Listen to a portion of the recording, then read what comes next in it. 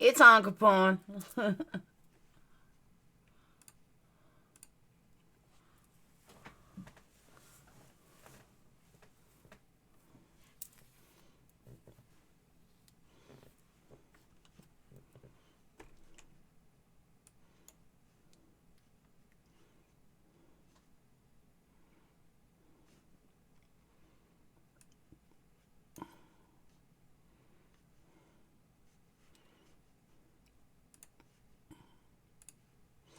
Hey, hey. What's up? What's up, Ben? Hey, Audra. Hey, Kara. Hey, Misbehaving. Hey, Aries. Hey, Janelle. Hey, Steve. Hey, Pop Trauma. Hey, Capone. Hey, Carol. Hey, Butter Biscuit. Hey, Ariane. Hey, Honey Bunches. So I was a little late. I found out that my mom is going to Europe, Germany, Italy, and she's leaving in the morning, and idiot me totally forgot. My daughter never told me. So, yeah, Obi-Wan, I got a couple things about the case too. But first, let me start. My name is Perplexed. If you're new to my channel, welcome. I do now put a disclaimer on all of my chats that if I screw up words or I mess up some kind of pronunciation, that is who I am. I have a New York accent with a big mouth, but I also have Invisaligns in, which can fuck up my lips or make me talk weird or it looks like I swallow weird. So that's all my disclaimers on my videos from now on, since people like to pick them apart. So just want to throw that out there. And I have this way of sometimes saying the wrong word when I say okra, when I mean orca, or vice versa. So that's just my disclaimer. Exactly, Obi-Wan. You get me. And yeah, we have our own language. That's exactly right. Hey, Panther. Hey, DeBoss. So I do want to say before I even start with anything, I'm sorry to all my subs that I did not see this case earlier, because it's really like when I was reading some of the trial. Now, mind you, I took Sage out for sushi tonight because I've been promising her, and I completely like missed the ball on this case, but it's not over yet. But when I was reading some of the stuff I was reading, I can relate to a lot of it. And I was like, wow, why didn't I see this sooner? So I'm going to jump balls into this case, even though I don't have balls, but I guess I do, just not physically.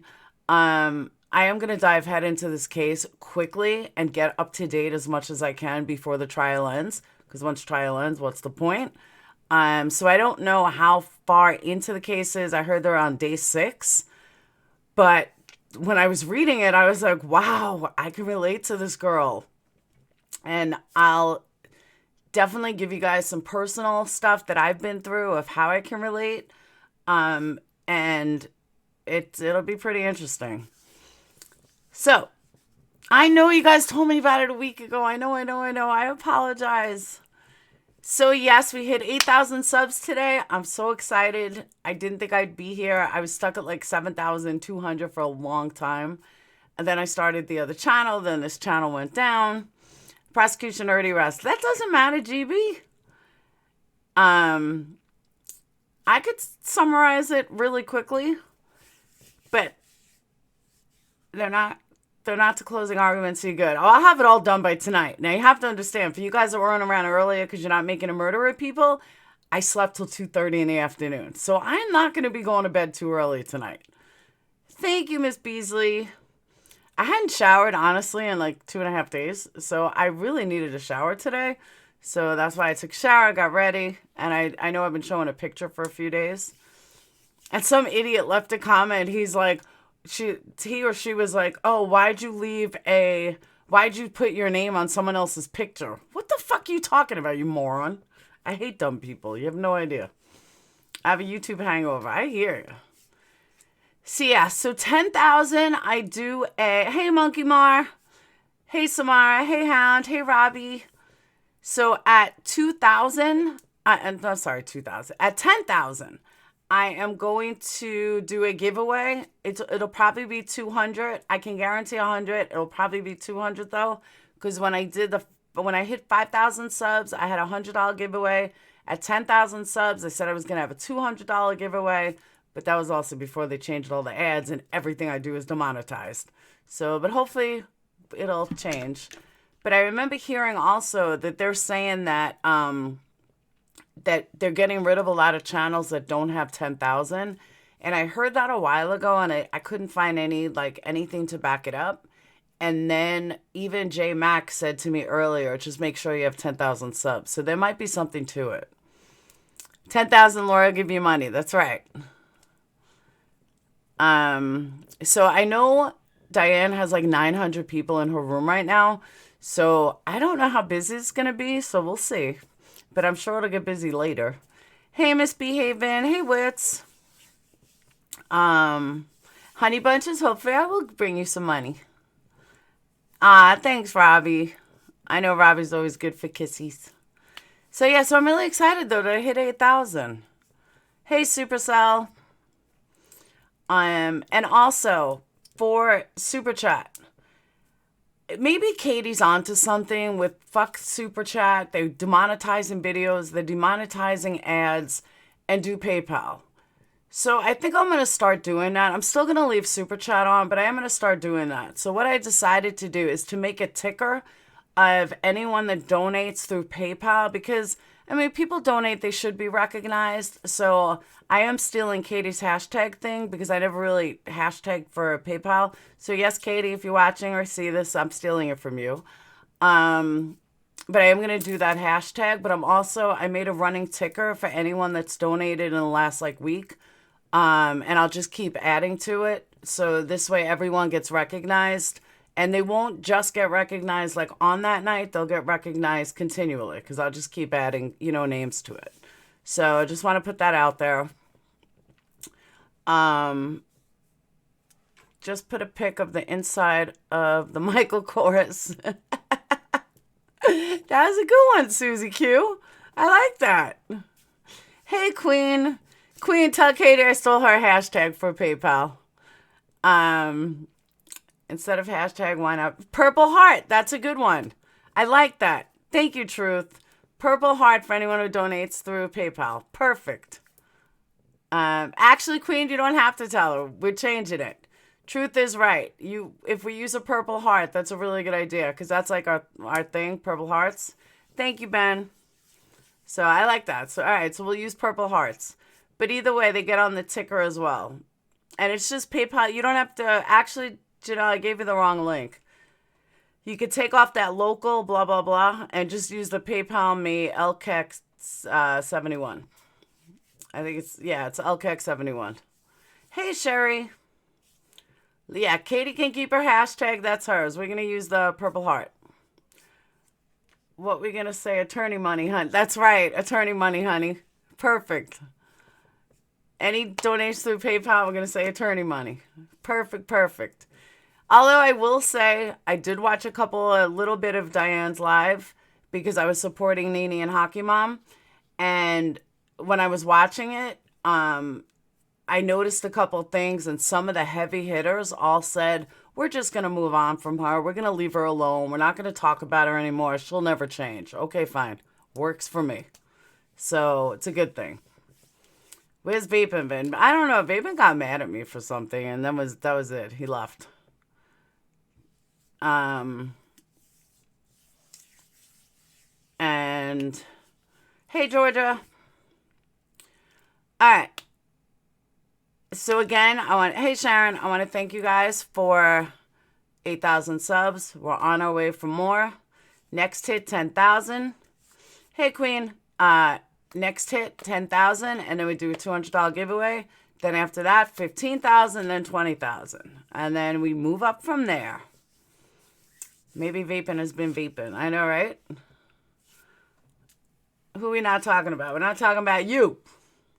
Now, I had to go in there because I had to support Nini, who did amazing, and Hockey Mom.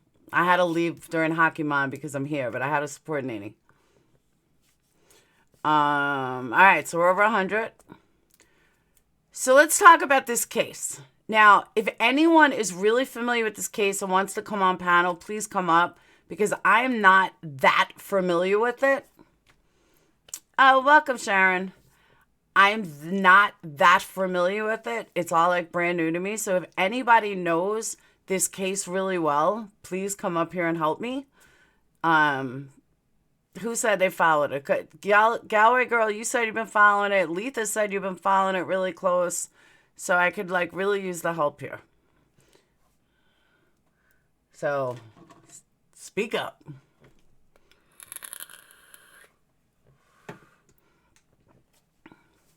Anyone? Thank you, Jackie. We're reading on it, but not too much. Come on, guys. Give me some help. Jay has been streaming the trial. Jay who?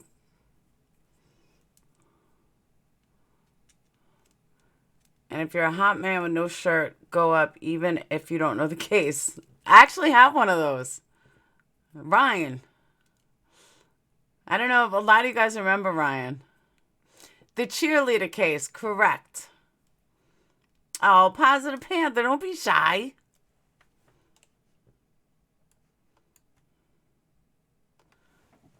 All right. Galway girl? Anyone? No, Ben, that's okay. We don't need you taking off your shirt, Ben. Just saying. I would, but I'm new, very new here. My daughter's refusing to sleep and be nosy. Glad to help from the chat. Okay, this is what I got. Hold on, let me find it.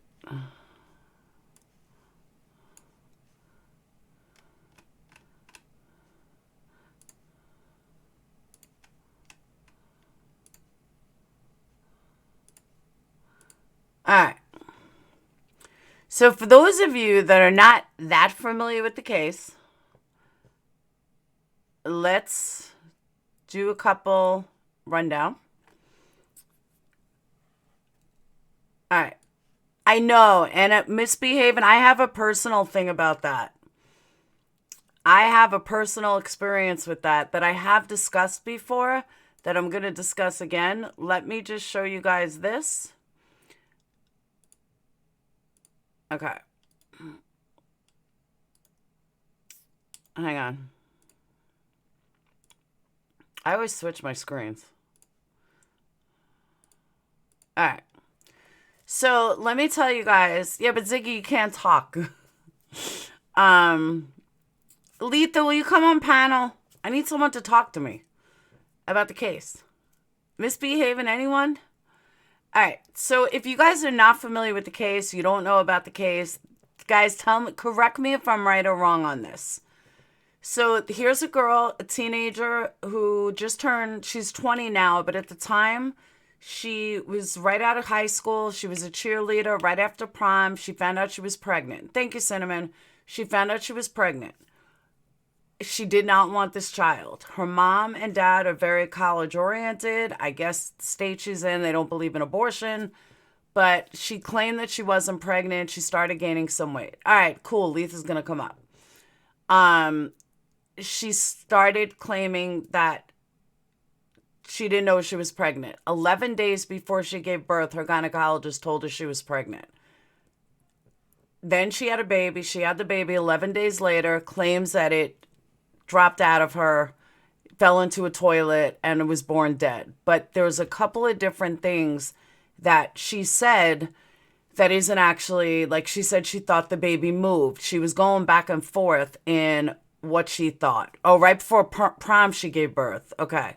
I thought I read, and now again, Positive Panda, I'm like 2 hours into this case. Like I really knew nothing about it other than a cheerleader that gave birth and it was dead and she buried it in the parents' backyard. So a lot of you guys are way more familiar. But like I said, by the end of the night, I'll have this whole case down. I'll be watching it for hours. So there was an interrogation. I haven't watched it yet. That's okay, Misbehaving. Letha's going to come up. I haven't watched it yet, but here's like a 2.5 minute video that I found from today about her being questioned by police. And that's why I'm going to show it to you. Hold on.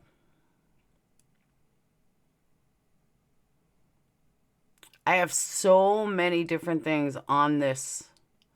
Oh, all right. It's right there. All right.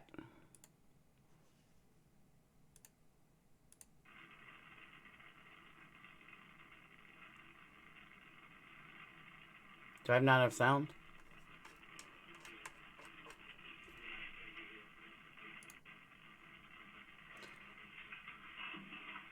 I don't know why there's no sound. Oh, it's low.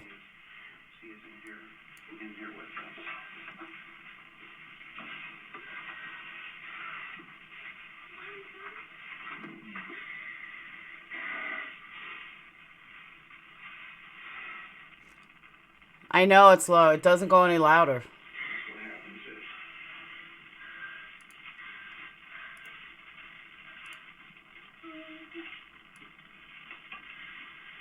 As loud as it goes.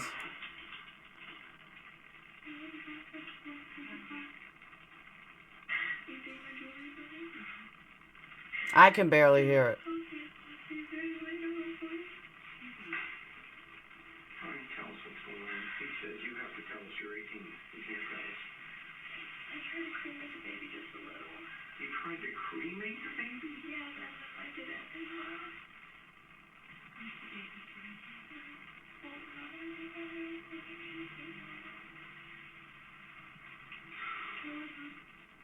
Alright, I'm going to see if I can find another recording of this. Hang on.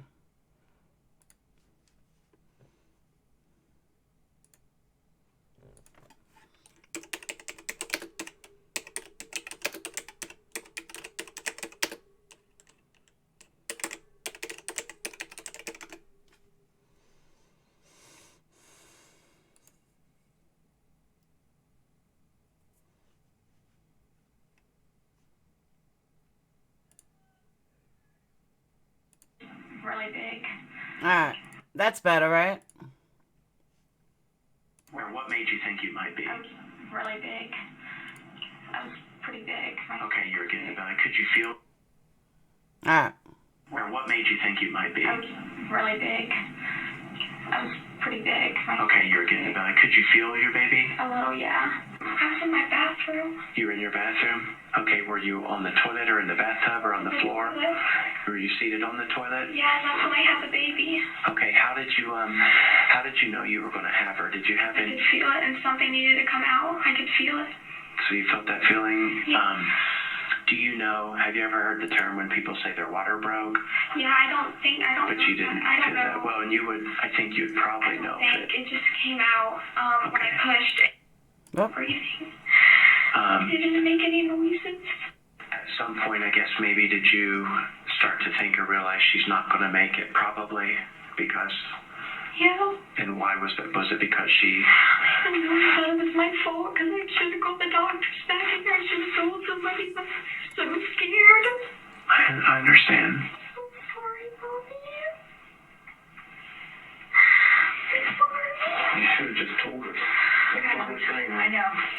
If you had just told her. Kids get pregnant every day. Pregnancy is not the end of the world. Okay, from first impression, this chick is full of shit. This girl is faking. She's like over the top blonde. And she's full of shit. This is first impression. Now, mind you, this is the very first time I'm seeing any of this. So bear with me on this. But yeah, she's full of shit. She's playing the dumb blonde.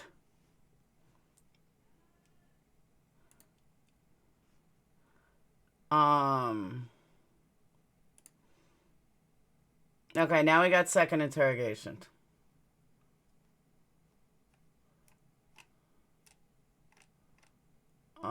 Here we go.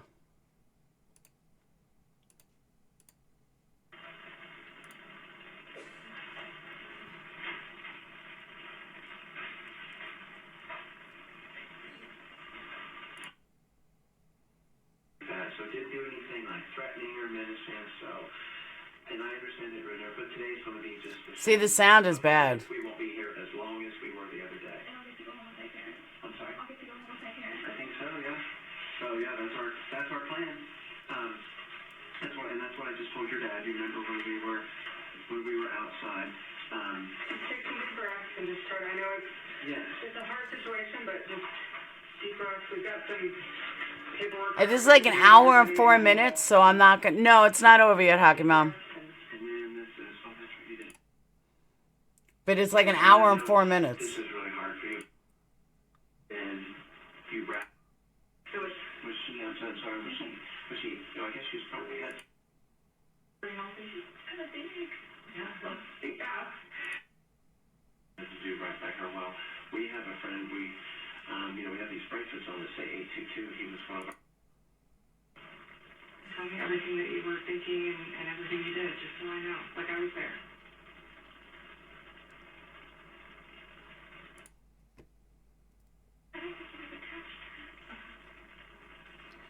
She's playing them.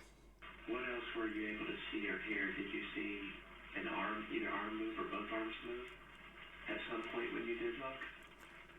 They did not have a handheld recorder in second interrogation, just the first. I'm just trying to get, I'm just trying to know, I want to be able to tell.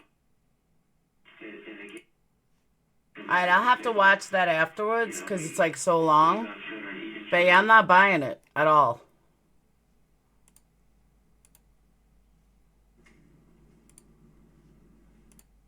Asking you how you... I'm asking you if you wanted to do it here. No, I want to go home.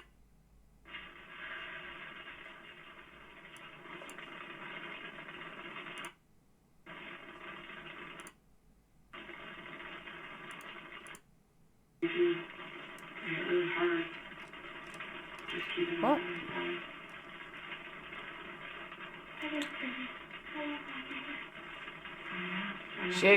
She begged the OB not to tell her parents. To the judge. I don't make this. Before that. People are saying.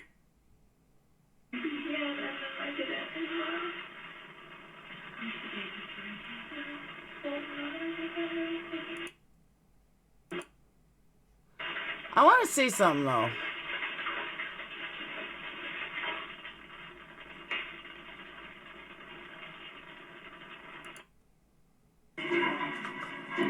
So she's not sitting in prison. Because for the way she's dressed and her makeup, she's not in prison, is she? She's out like on bail?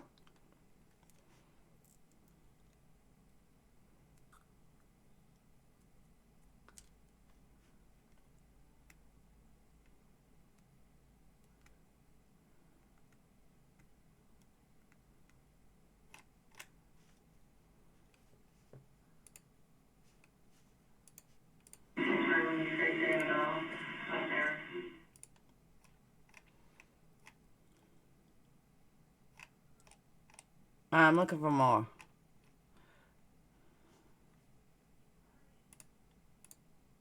So she is in house arrest. That's what I thought.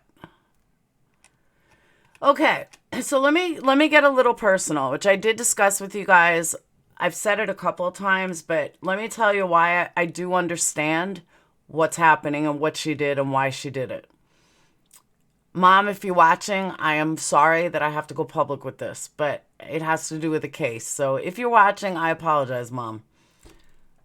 So I grew up in a house, and I've said this before, with a mother who was obsessed with weight.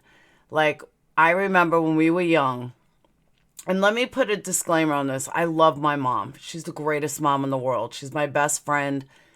My brother and I are very close. Well, my brother and I used to be very close.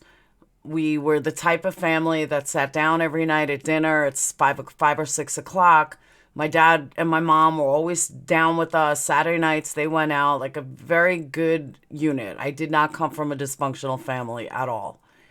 And my mom, though, was weight obsessed. And when I read that her mom was weight obsessed, I understood that. And I don't think a lot of people really understand what it's like growing up with a mom that is weight obsessed. I had eating disorders very young. And my mom, I'll never forget this. My mom told me and my brother when we were still living there. I still remember sitting at the kitchen table when this was said. It was before my brother was 13. So my brother had to be like 10 and I was 8 or 9. And my mom said something about my brother was getting chubby or I was getting chubby. I don't remember which one it was. But nobody's ever going to love a fat person. So you don't want to be fat. And I can't even tell you how what an effect this had on me my entire life. To this day, my entire life, my mom, those one words stuck in my mind. And it stuck in my brother's mind. My brother was generally anorexic for a long time as well, and was also very weight obsessed, because this stuck in our minds that my mom was always about weight, weight, weight. And I always felt like my mom loved me more when I was anorexic. And I always felt like she loved me more when I was super skinny. And I lived this way for a long time. And even though in the back of my mind, I know my mom loves me regardless, I also know in the back of her mind that she does love skinny more than fat. Mom, if you're listening, I'm sorry. She'll deny it from now until doomsday. She'll never admit it. But it's there. And I see it with my own kids, how she loves all of them the same. But one of them is a little chubbier. And I see a difference. And maybe it's just my own paranoia, but I do see a difference. And I even see a difference when I'm very thin and when I'm heavy set. And when I'm chubby or fluffy, as we said last night, I feel like she's distanced more. Whereas when I'm thin and I'm in shape, it's more, she's more loving. I know it sounds crazy, but, and I've talked about this before live. My mom, I think my mom only watches Sade. I don't think she really watches me. But if she did, she knows the whole fact. My sister-in-law, who does watch me, knows what I feel. And it really has affected me and my brother our entire lives. Now, again, that doesn't state my mom is a bad mom. My mom is an amazing mom and always has been. But her weight obsessed, I'll never forget when I said, like, when I went into rehab, that was when my dad said to me, Laura, every parent fucks up their kids in one which way, shape, or form. You just have to get through it. You just have to wake up one day and take responsibility. But that was over the weight, and nobody could understand why my eating disorder, my drug use got so bad when it came to weight, because they didn't realize that my mom wasn't anorexic or bulimic, so how did I become? Even going into when I told you guys I was violently raped. After 18, I gained a lot of weight, and I felt like if I was heavy, nobody's gonna want me. Because in the back of my mind, I felt like if I was fat, nobody's gonna want a fat person. So every time that I got really depressed, I would eat more. And I would gain weight, because then I wouldn't have to worry about somebody hurting me. And it's this sick rule. I'm 48 years old. I still have this shit in my mind. I still remember everything like it was yesterday. And it's something that's always stuck with me. And it's a horrible way to think. And I'm sorry I'm not watching chat. But it's always stuck with me my entire life that this is the way people think. And so when I read about how this all ties into Skylar, Brooke, when I read that her mom was weight obsessed, it brought me back to that. Because I remember I was pregnant with twins. It was my first pregnancy. Now, I went from being a drug addict at 32, doing cocaine a lot, getting pregnant with twins and quitting drugs. Now, I got pregnant. I was like 129 pounds. I gave birth. I think I was 210. I gained so much weight during pregnancy. And I didn't care. It was the first time in 15 years that I ate whatever the fuck I wanted and didn't care. And oh boy, did I eat. I literally gained like 100 pounds. Or I think I was 250 the day I gave birth. I don't know, but I was huge. And I didn't care. It was like, yes, I am. See, exactly. Fat people are harder to kidnap. But I was like, yes, I get to eat. And I remember my mom, because I left my twins' dad, and I remember, and I moved in with my parents because, oh my God, I'm pregnant with twins, first baby, what the fuck am I going to do? So I moved in with my parents for help and support. And again, I just got off drugs and it was a big changes really quickly. And I remember my mom saying, should you really eat that much? I'm like, fuck you, I'm having twins.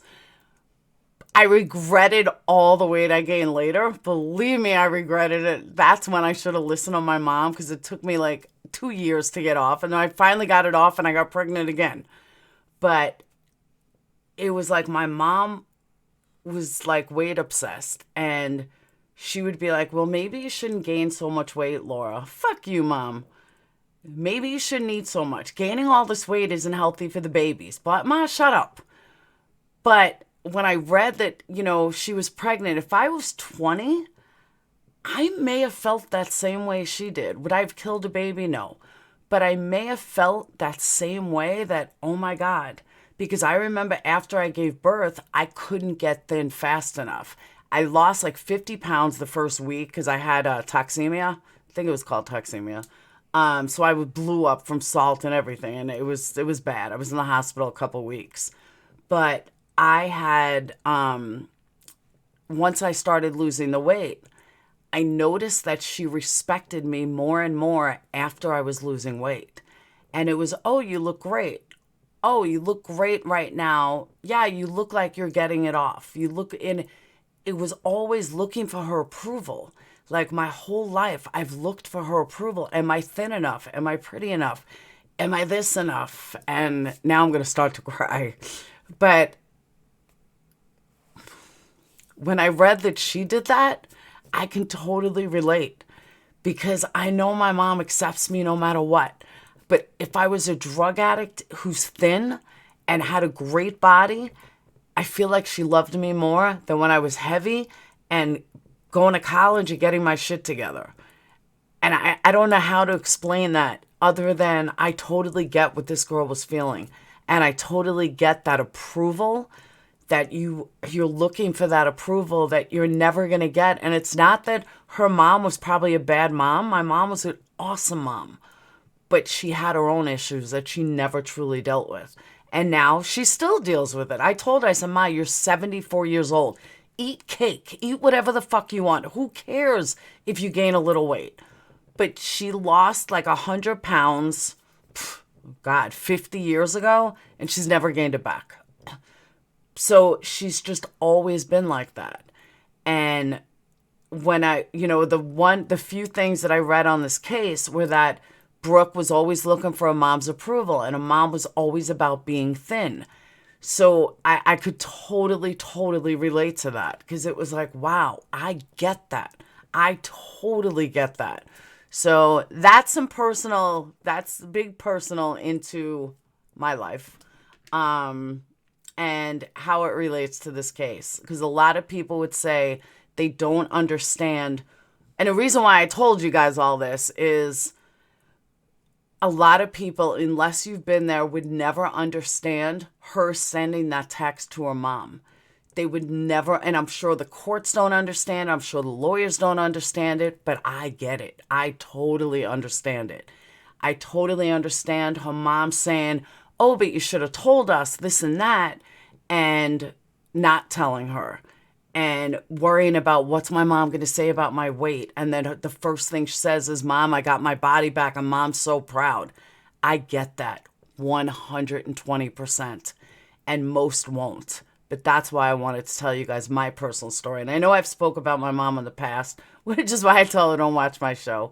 But it's real. And even at 48 years old, I still, in the back of my mind, when I eat a lot and I gain weight, in the back of my mind, I see it, I hear it, and I remember being 8 years old sitting at this table with my dad here, my brother here, my mom here, and me here. And Mom bringing over food. I think she was bringing a salad to the table, and I remember kicking my feet, and she said to me, nobody's going to love a fat person, and I will never, ever forget it. Ever. So that's personal and that's all true. But at the same sense, I see me doing it to my son as well, and I don't know how to stop. I don't say the things my mom says, but I see myself getting aggravated and getting stressed out about his weight. And I keep saying to myself, Laura, don't be your mom. Don't be your mom. Don't be your mom. But it's hard. And I don't do it the same way, but I even shouldn't put focus on it, and I do. And that's my issues. And it's this like never-ending circle. So that's what I want. That's the biggest thing that I took away from this case so far, is that that's a big thing that people are going to automatically say she's guilty due to her saying this to her mom, and it's not. So just wanted to put that out there. Letha, can you come up here and help me with this? Because I don't really know that much about the case. But I do see that this one thing I pulled up from Dayton Daily News. So I don't understand. If this is Dayton, Ohio, why isn't Brian there? Why doesn't he go to the courthouse? I would. And I also want to say that she's going to college at my, where I did my master's, University of Cincinnati. I read that too.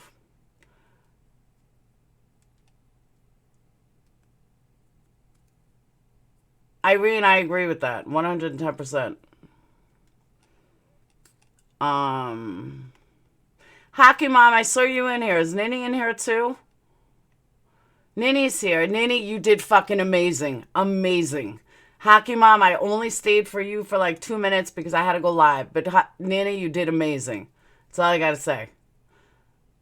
Hey, G.A. Peaches. Your dad did the same to you, Irene, so you know what I'm talking about. See, my dad was heavy, so my dad didn't care. Hey, Baby Blues.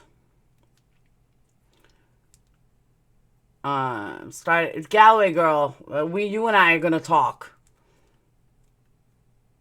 Were they healthy? I had healthy babies, yeah. My twins were fine. Galloway girl, you scare me and you know it, so... You and I've been meaning to talk to you. My mom is a narc and so is my ex. He is a cop. My daughter is a narc, so we no longer speak. Susie Q, I believe I'm raising one of those. I think. It's too early to tell, but I think I might be. Oh, while I'm waiting for Letha, let me tell you guys something. I know a lot of Sage's people are in here. A lot of people that love Sage and respect Sage. Let me tell you how awesome my daughter is. I'm really, really proud of her. This is totally off, but since we're talking moms and daughters, I am truly so fucking proud of her. So there's this guy that she was dating, this last one, that I really, really liked her and everything else. And I kept telling her, hey, Callie. So I kept telling her, go back with him, go back with him. And Letha, I'll give it to you in 1 second. And go back with him. And I was like... You know, and she kept telling me, no, no, no. I'm like, Sage, go back with him. He's really nice. He's going to treat you really well, blah, blah, blah. She's like, no. I'm like, whatever. So keep going out with these idiots. So, no, Max, not Sean, Max. Max is the one she really liked and was with for like a week.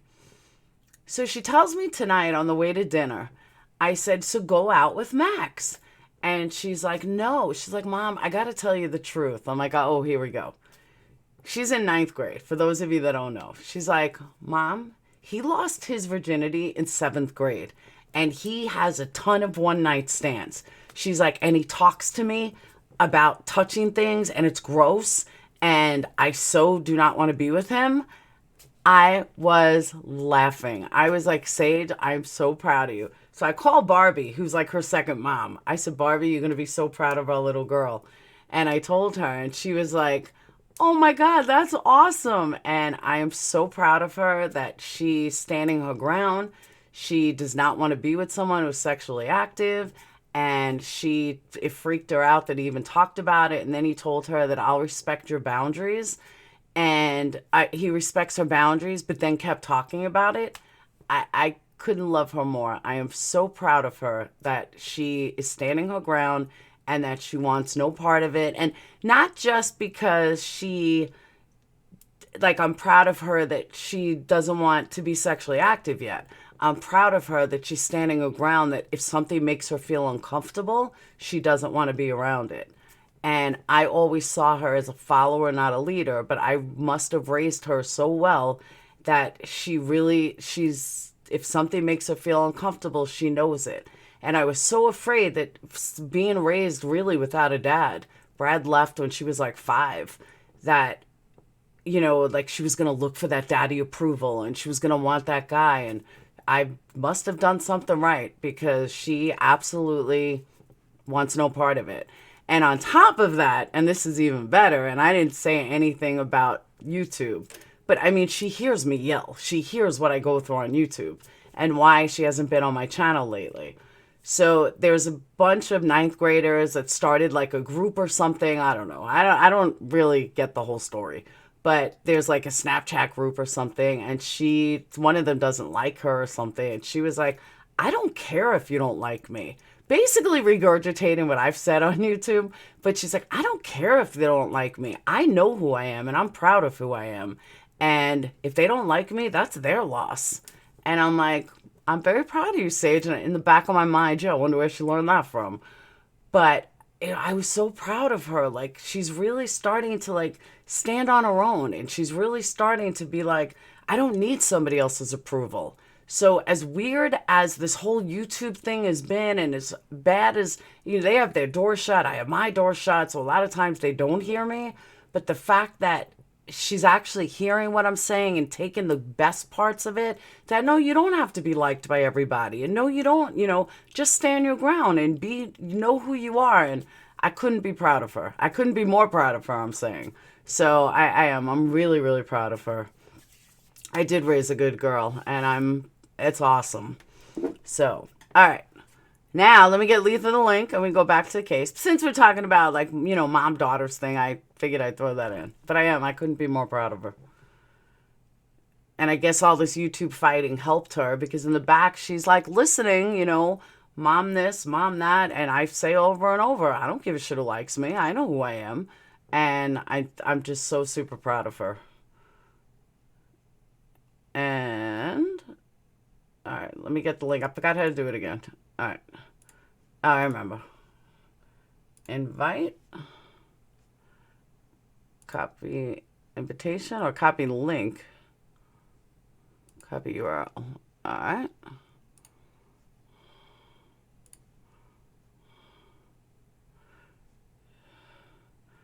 Who?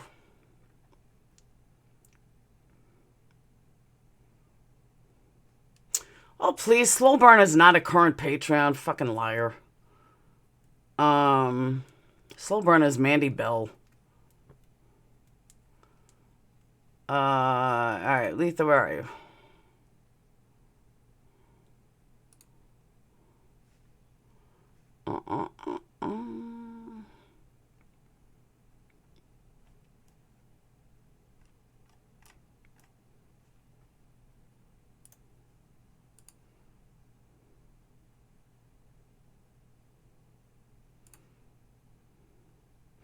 Alright, Letha, I just put it in.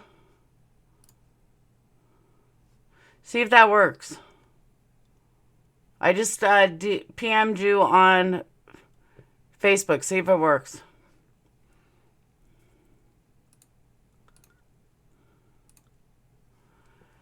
Alright, hey Brady. Hey Irene, hey Merrick. Yeah, I'm so proud of Nini. Nini went in there fighting. Tyra? Are you here? I'm going to boot you. Yes. All right. I didn't know it was you. What are you doing up here? Huh? What are you doing up here? You know the case? No. You just added it to our group, so I'm here. Oh, no. This is I put it in for Letha. Oh, okay. I mean, you could stay up here. You could stay up here, but yeah, it's about the case. But at least I know the link works. Oh, yeah, it does. I said earlier. You just put it in the group, so I just came. There's been next to nobody in the courtroom for this trial. All mother has been absent the entire trial. So it's just like you and Lisa that's supposed to come here? Yeah, Lisa's here. Oh, okay. All right. Well, I'll exit out. All That's right. fine. Bye, hon. Okay, well, bye. By the way, some exciting news too. One of Shanann Swatt's biggest haters lost her channel. We won't say who, but it's MM, and I don't mean make a mobster. I mean the other MM. Miss Dumb Mensa? Yeah, she lost her channel. Yes. All right. Letha. Yes. Now you know this case. I've been watching it closely. Okay. So tell me, from what I gathered in the 30 minutes that I actually looked through it, the biggest thing that stuck out for me was what I said about the mom and the daughter's relationship, which is why she didn't want anyone to know she was pregnant. I get all that. Right. But what I also saw in certain things is that she kept changing her story. She may have seen the baby move. She didn't see the baby move. She did see the baby move. She may have squeezed the baby. The baby may have been alive. The baby may not have been alive. Let me introduce. This is Letha. Tyra, or Southern Love, my mod. That was her too. Hi, everybody. I can't read chat, so. I wouldn't be celebrating someone losing a channel when you have a mob trying to do it to you. Yeah, but this is different, Jay. It's totally different. She was a big victim basher. All right. So this is Letha. She's going to help me with this case. Keep me up to date. And like I said, by the end of the night, I'll have it all down. So tell me what I'm missing. Well, from what I've heard, they don't know if the baby was actually born in the toilet or in her bedroom. Okay. So, because she was saying, well, if you listen, did you watch the interrogation? I haven't watched anything yet. I only watched what I played here, but I read a couple of up-to-date things, like summing up till day 6. Like today was day 6 trial, right? Right. Okay, yeah. It was summarizing everything up to day 6. And one of the things that I saw is that she said that it was, that she said it was her, that she may have burned the baby, she may not have. And then someone else said that's not true, that she wouldn't have. And I need some help here because I don't know what's real and what's not. Well, forensics actually recanted that and said that that was not the case. The bones were not charred. That was not. But she's the one that originally said it, because I saw her in the interrogation say that I may have tried to cremate the baby or something. Yeah, but after they were sitting there grilling her and feeding her all, like, maybe you put the baby in the fire pit. Maybe you thought it would be great to cremate your baby. Oh, maybe okay. You eat for yourself because you wanted little Annabelle with you. Like, they were doing that kind of head game shit with her. And she was like, and then it came up later though that that was not the case. None of the bones were charred. See, that helps her then. There was no evidence. So, that was, but I don't know, I keep going back and forth on it, but I think what's going to bring her down is that she said she thinks the baby whimpered, that it may have opened its eyes. Yeah. He wasn't sure, but then they kept asking her what color was the baby, because most stillborn babies are white. There is no blue or, so I don't know. I go back and forth on it, on whether it was stillborn or it wasn't. I don't know the ramifications of taking birth control pills while you're pregnant. Okay. I don't know what that does. But she supposedly was taking birth control pills while she was pregnant. And from what I saw, when the forensics, when they went through her phone, was she had Googled certain things. She did certain searches on what happens at a gynecologist's office when you're pregnant, and all kinds of other stuff. But who named the baby? Okay, the baby wasn't named until the case came about, in my opinion. That's what I thought. Because she kept referring to the baby as it. Okay. Interrogation. She kept saying it didn't move, it didn't breathe, it didn't cry. You know, I'm inclined to believe that maybe it didn't cry, because her brother was right across the hall from her. And any of us who have had children know that, you know, when that baby first cries, that's pretty loud. That would have woken him up. But she said, I may have held the baby too tight. I don't know. She said she had the baby on the toilet. They were asking her how long the baby was in the water. So I think they were getting at maybe the baby drowned in the water. But what did forensics say? What did the autopsy say? It's just bones. There's no way of telling. Oh. There's no way of telling. Oh, I gotcha. Okay. Early skeletal remains that they uncovered. But I don't know. I'm leaning towards guilty, but I'm not sure that she'll be found guilty. How did she get caught? Okay, so she went to her doctor's for a doctor's appointment. She had previously gone, and the doctor said, you are pregnant. 11 days prior to giving birth. Yes. Okay. And he supposedly had told her, I think he told her you have X amount of weeks left to go. So I guess she thought, well, I got time to figure this out. I don't know. But she, 11 days later, gave birth. She didn't make a follow-up appointment like the doctor had told her to. She gave birth. Then the pressure was on by her mom to go pick up her prescription for her birth control. And she went back into the doctor. Or no, wait, I'm getting confused. Hang on. I'm getting ahead of myself. I'm so passionate with this damn case.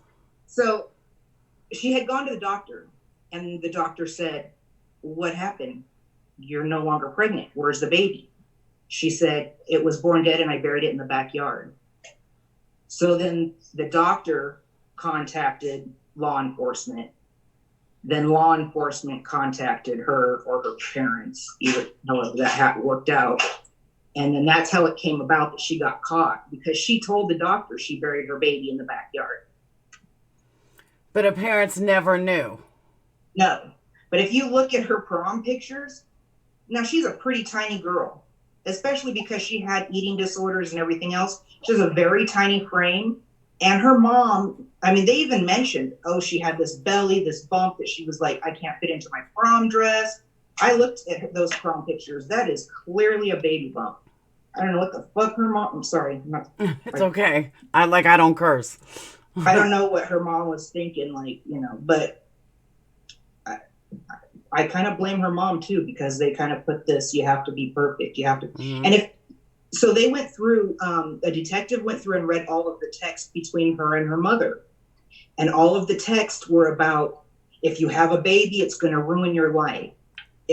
If you, you want to go to prom and look so good, you need to get back to the gym. You need to burn all this off. You can get back down to this size. Everything was all about image, but they also had put this stress on her of, because her mom's like, you need to go on the pill. I guess her mom just found out she was sexually active and said, you need to be on the pill.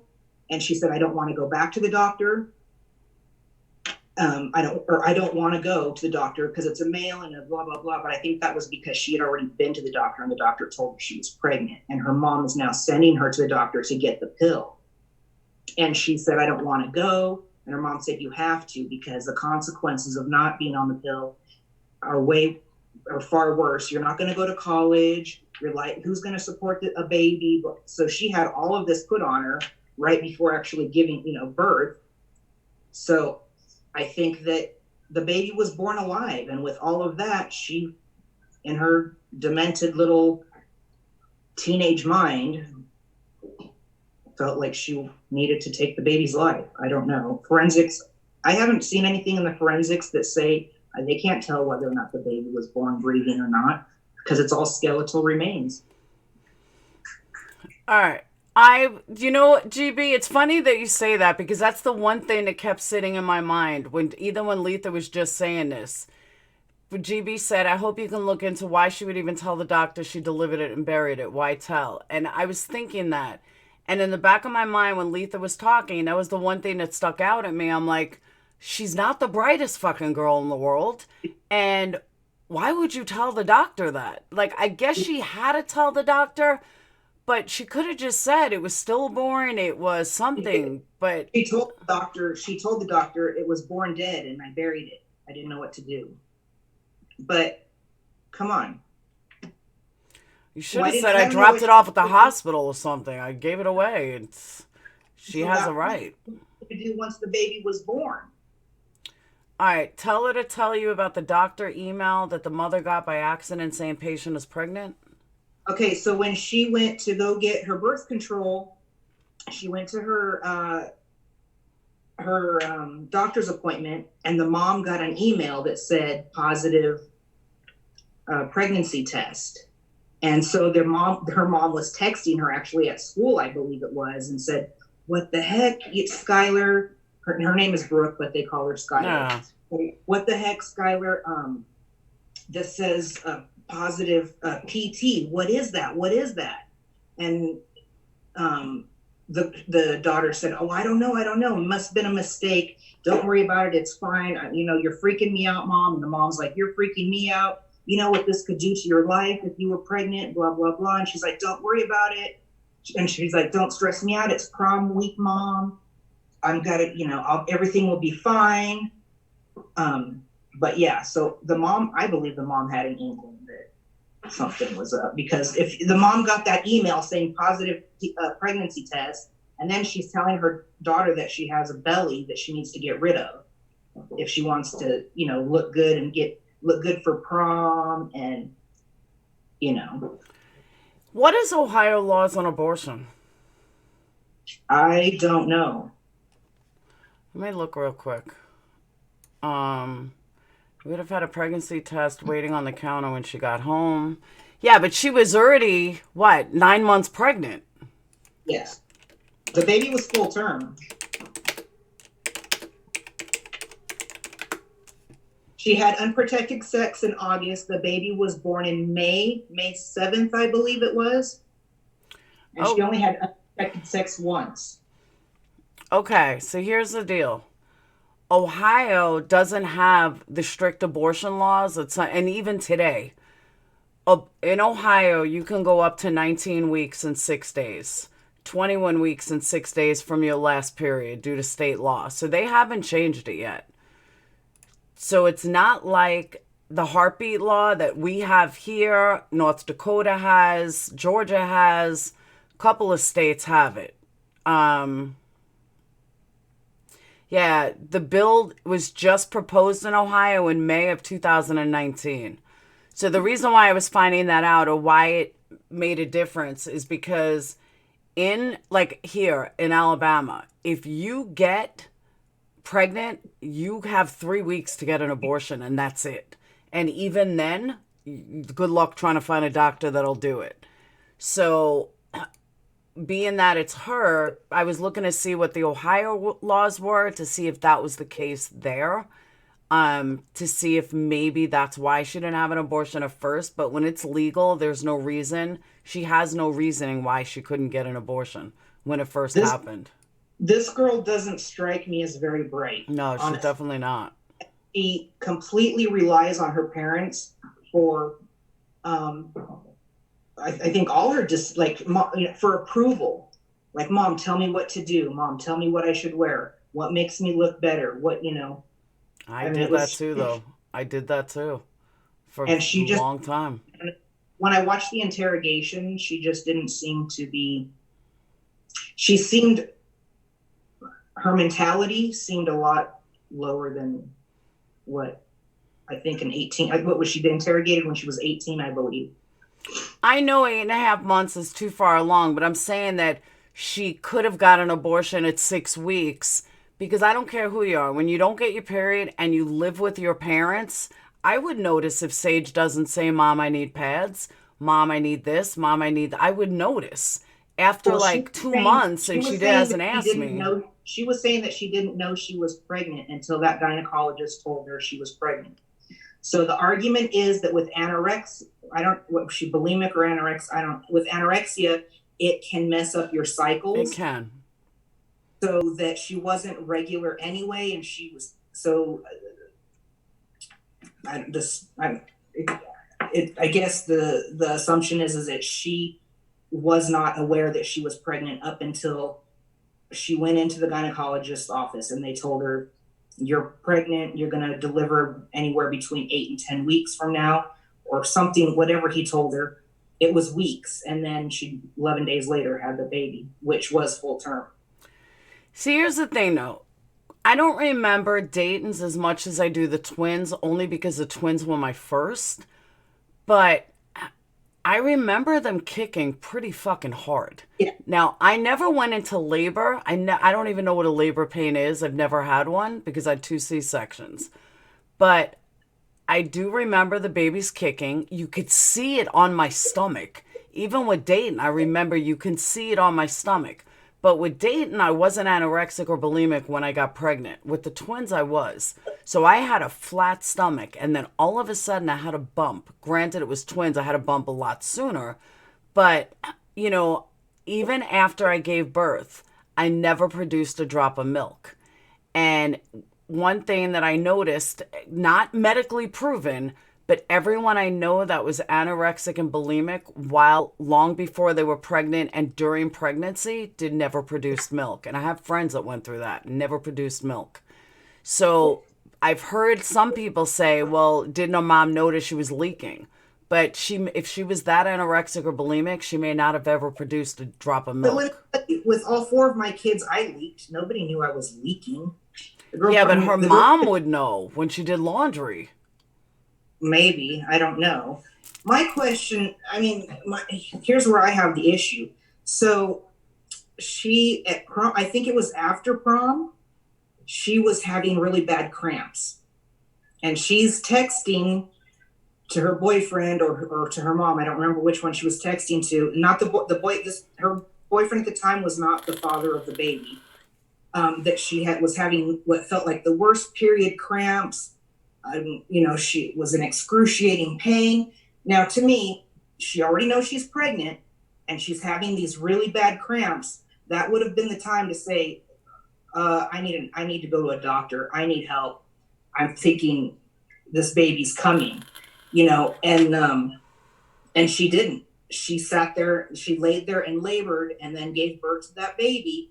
And then the next day was texting her mom, I'm at the gym. I'm losing the baby. I'm losing my pooch, as she called it, referring to her belly. I'm losing my pooch. I'm getting my body back. You're going to be so proud of me. I'm going to dress up real cute for dinner. This is right after her baby died, like after she buried her baby. So she, So let me ask everyone a question. Moms especially, forget you guys, moms especially, moms who gave birth. Well, obviously, if you're a mom, you gave birth. So single women, not apply. But we all know what it's like to give birth. We all know whether you wanted a baby, didn't want a baby, had twins, had triplets, had quads, had one. We all know what it's like. I mean, I was one of these people. I fucking hated being pregnant. I hated it. I see pregnant women now. I'm like, better you than me. And some people loved being pregnant. I have a friend that has 5 kids, loved being pregnant, lost weight after every single one of them. Sage will be one of these women that you want to get sick over because she'll be all belly and never gain anywhere else. And probably pop out 5 kids and still have her body. So, but I was one of these, I hated being pregnant. But after I gave birth, I was like, finally, it's fucking done. Mm-hmm. I can see her mentality, though. Like, do you think that she deserves jail? Or do you think, because it kind of goes into the question, does she deserve jail for this? Is it human life? Because it couldn't survive without her. I mean, there's so many, that's a discussion I can definitely cover without even knowing the case that well. But, see, girl, you love being pregnant. I fucking hated it. Do you think that, let's say she's guilty, should she go to jail? Is jail gonna rehabilitate her? Like, what's jail even gonna do? You know, I go back and forth with myself on this actually, and I'm probably going to get a lot of haters because I really don't think. I think with the pressure she was under by her mom to be perfect. I mean, the girl was a cheerleader since like she was freaking 4 or 5 or something. Like she was always like, they were that type of, you know, show-offy kind of family. And I just think that with her state of mind of, I'm going to disappoint my parents, they're never going to, because she just wanted to be, if you watch that interrogation, she keeps asking, Mommy, do you still love me? Mommy, do you still love me? My heart kind of broke for her. I mean, I feel for the baby. I'm not going to lie. Like, that's fucked up if that baby took a breath and she squeezed that baby so hard that the baby died as a result of that. Yeah, that's, you know, messed up. That's unforgivable. There's so many options that she had. And earlier on in her pregnancy, I don't believe that she didn't know prior to the doctor telling her. I agree. Because she was so thin. And you know what? My daughters are very, very thin. And when they get pregnant, they feel their babies move very early on. Yeah, I did. I did too with the twins. So, you know, she couldn't pass that off as gas or whatnot. I mean, I think this girl truly knew.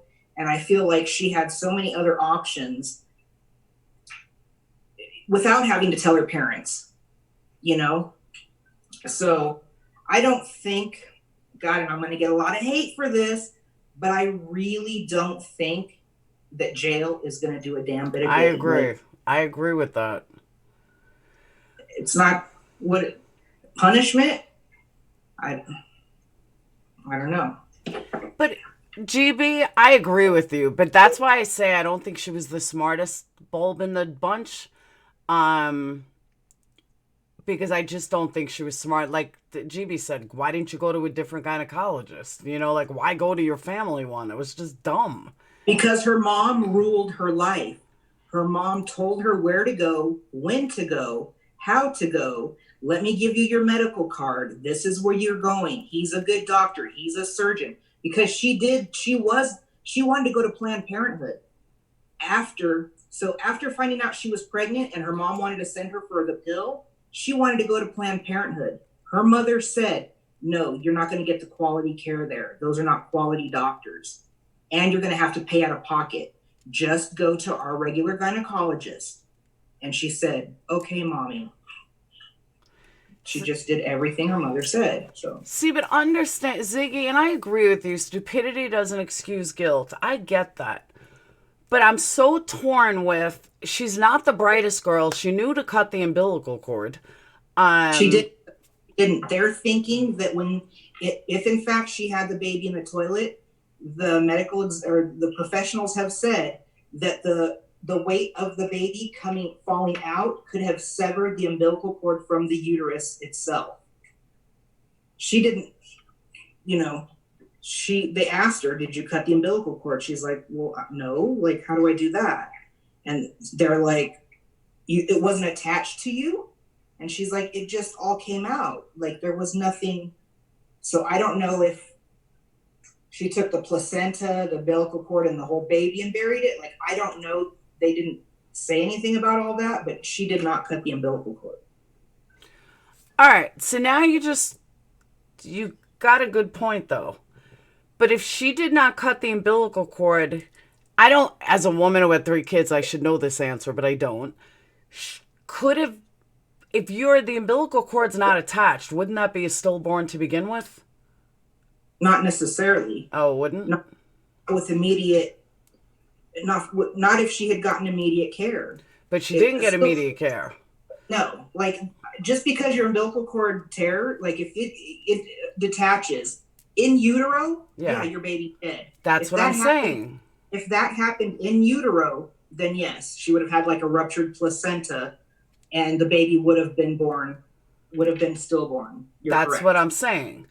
Yeah. The fact that, now I don't know how often that happens, but I kind of think, and Sandra, I'm very sorry for that. I kind of think that if she was really clueless about the umbilical cord, I have to watch more of her to see if this is a dumb blonde act or if she really is this dumb. But if it did sever in utero and everything just came out, then she's not guilty. The baby is dead. Right. So, but with her comments of, and see, I don't know if these were coerced statements, because as I watched the interrogation, those detectives were pissing me off, because first of all, they wouldn't give her a chance to answer any questions. In my opinion, they were just like bombarding her left and right, and it was almost as if they were like they did to Brendan. They were like feeding her this information, like, well, maybe this could have happened. Exactly. This happened. Maybe this happened. And the lady, the female detective was like, I've had babies and I know how hard it is. And I'm with you. And she's holding her hand and she's like, honey, don't be scared. Just tell us exactly what happened. We just want to give Annabelle back to your family, because at this point the family has requested the remains be returned. And that she was like, maybe this happened, Skylar. Did that happen? So I felt like they were feeding her things. And this girl was like, well, I guess it could have happened. I don't know. There you go. And then she said, well, did she make noise, Skylar? Did she cry? Did she whimper? And she goes, well, maybe there was like a gurgling noise, maybe. So I'm like, oh, she's not the brightest. Yeah. But see, Ziggy. And then they said and then she said, I did hold her close. I held her close. And they said, how tight did you hold her, Skylar? Did you hold her really tight, Skylar? And she's like, well, yeah, I held her tight. Well, maybe, Skylar, you held her tight enough that she stopped breathing. And she's like, well, I don't know. Maybe that could have happened. Yeah, see, I'm not buying it. That umbilical cord to me is huge. And if she had it in her bed, for anyone that gave birth, that placenta is a lot and it's nasty. I remember seeing the after effect on the table when I had the twins. And granted, it was 2 placentas, but I remember seeing it for a moment and it was vile. And there was tons of blood. And it was everything. Granted, I had a C-section, but like it was gross. And not only that, but the umbilical cord, if she couldn't have had it on her bed, or there would have been blood everywhere. Here's the thing, though. They had alluded to something that having the baby on the toilet may have been fabricated, because there was a section of her carpet near her bed that they had actually cut out that had fluids and blood and everything else. So there, at this point, I'm not sure really if she had the baby in the bathroom or if she had the baby in her room. And Ziggy, as far as water breaking, I never had my water broke. I'm telling you, I was like the worst. Never had a water break, never had a labor pain, nothing. 4 kids and I've never had my water break. There you go. Yeah, 3 kids, no water break, no labor pains, no nothing, no pregnancy. I went into the doctor at exactly this time. They took out my babies and that was it. That was my whole pregnancy. I'm just wondering, though, because she did take birth control pills while she was pregnant, in her mind, was that her thinking, I can kill this baby? Possible. This baby born dead? Because who in their right mind takes fucking birth control pills when you're... I agree. But I'm telling you, my whole thing is the umbilical cord. That's big, because if it just came out, I mean, how often does the umbilical cord come out from just having a baby? Isn't it really rare? Well, the baby comes out with the umbilical cord attached. Yeah, I know that. Okay, so then they cut the cord and the rest Yes. of it is attached to your Yes. placenta. But And you have to deliver your placenta. But so they're saying that if the baby was born in the bathroom or she was standing up, the force of the baby could have caused the umbilical cord to tear away from the placenta. But how often does that happen? I don't know. I guess they're just saying it's plausible because of the force of the baby coming out. Because she said the baby was slippery and she couldn't hold on to the baby. Okay. Baker's 41 is a good point.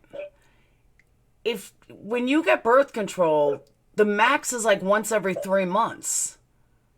So she would have had to gone to the doctor during the 8-month time frame. She did. That's what I'm telling you. But I'm saying she went to the doctor at the very end. She would have had to go before 8 months, 7 months. She went to the doctor because her mother told her she needed to go on birth control. Then the doctor told her, "You're pregnant." But she wasn't on birth control when she got pregnant. No. So then she went. Okay. Then she somehow, the prescription was filled, and her mom said, "Text her, Skylar, your prescription for birth control is at the pharmacy. You need to go pick it up." So she started shortly after. I don't know who prescribed her the birth control. I'm unclear about that. I kind of missed some of the doctor's testimony, the OBGYN's testimony, but she did start taking the pill after she found out she was pregnant. Were her parents rich? I don't think they're rich. They seem to be pretty, they're well off. Okay. They're well off. I guess it depends on your definition of rich, but they seem to be well off. So the mom could have called the doctor and said, just give her birth control without an appointment. Yeah.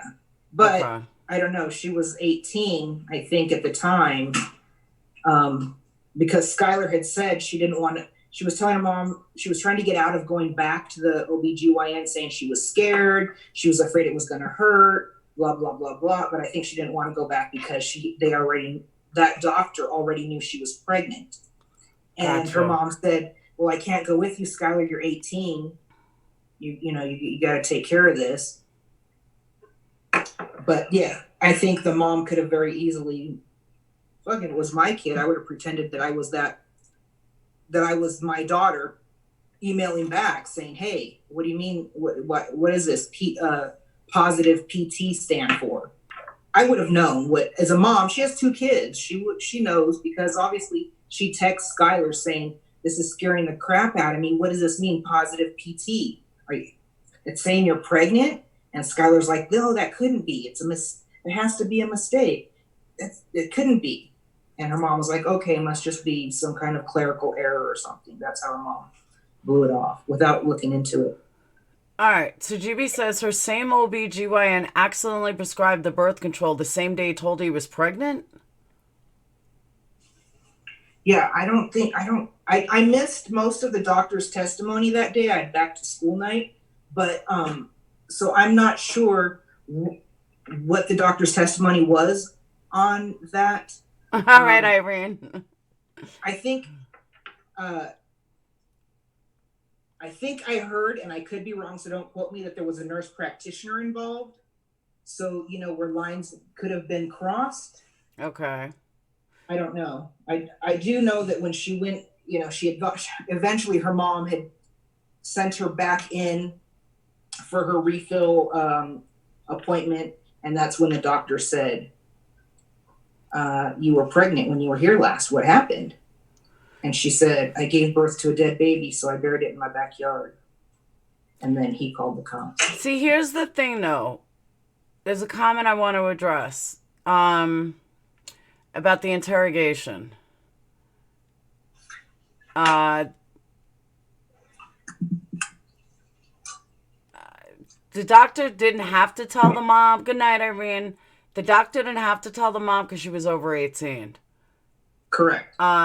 She wanted an abortion. The doc said it was too late. She then takes birth control, stars herself, and works out profusely. Sounds like premeditated murder to me.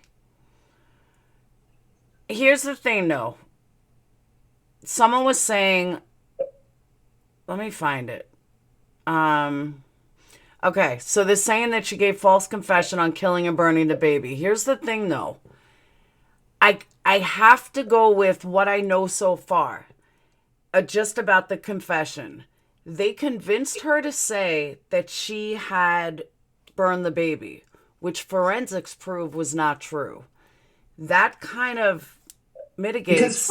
Because forensic fucked up in the beginning and said, hey, there's evidence of char to some of these bones, when in actuality later tests proved that that was wrong.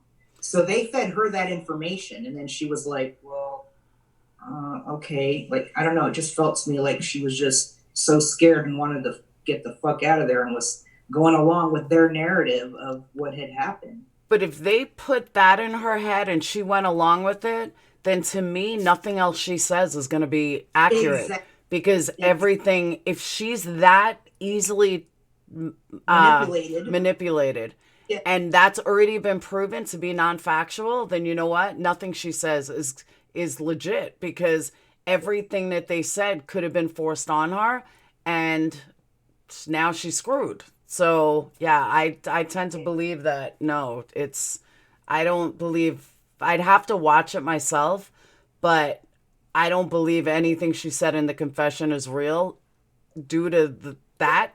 But the big thing is the umbilical cord. Here's why. If the umbilical cord, if she was on her bed, she wasn't standing up. If she was standing up and that came out, there'd be a lot more blood than one patch of carpet. With that said, if she went in the bathroom, you bleed a lot after you give birth. Yeah, she cleaned it up. She very easily could have given birth in the bathroom. If she gave birth in the bathroom, she probably would have been sitting down. Possibly standing up, but I don't believe the umbilical cord could detach like that. I just don't see it. Not from, unless she was like standing on something. I just don't see it. A lot of people give birth, old school, standing up, they have a baby, the umbilical cord doesn't break. Especially in a healthy 18-year-old body.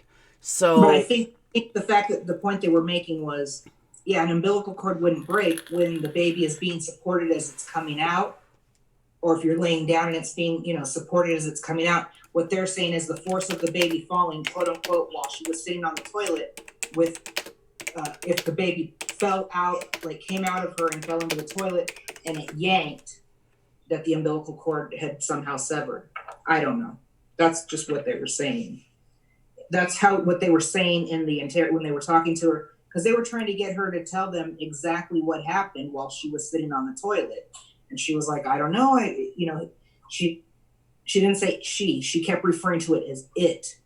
It just came out and I couldn't grab it. It was in the water. And they were like, how long was it in the water? She's like, I don't know. They're like, 5 minutes. She's like, maybe 10 minutes. I don't know. Maybe.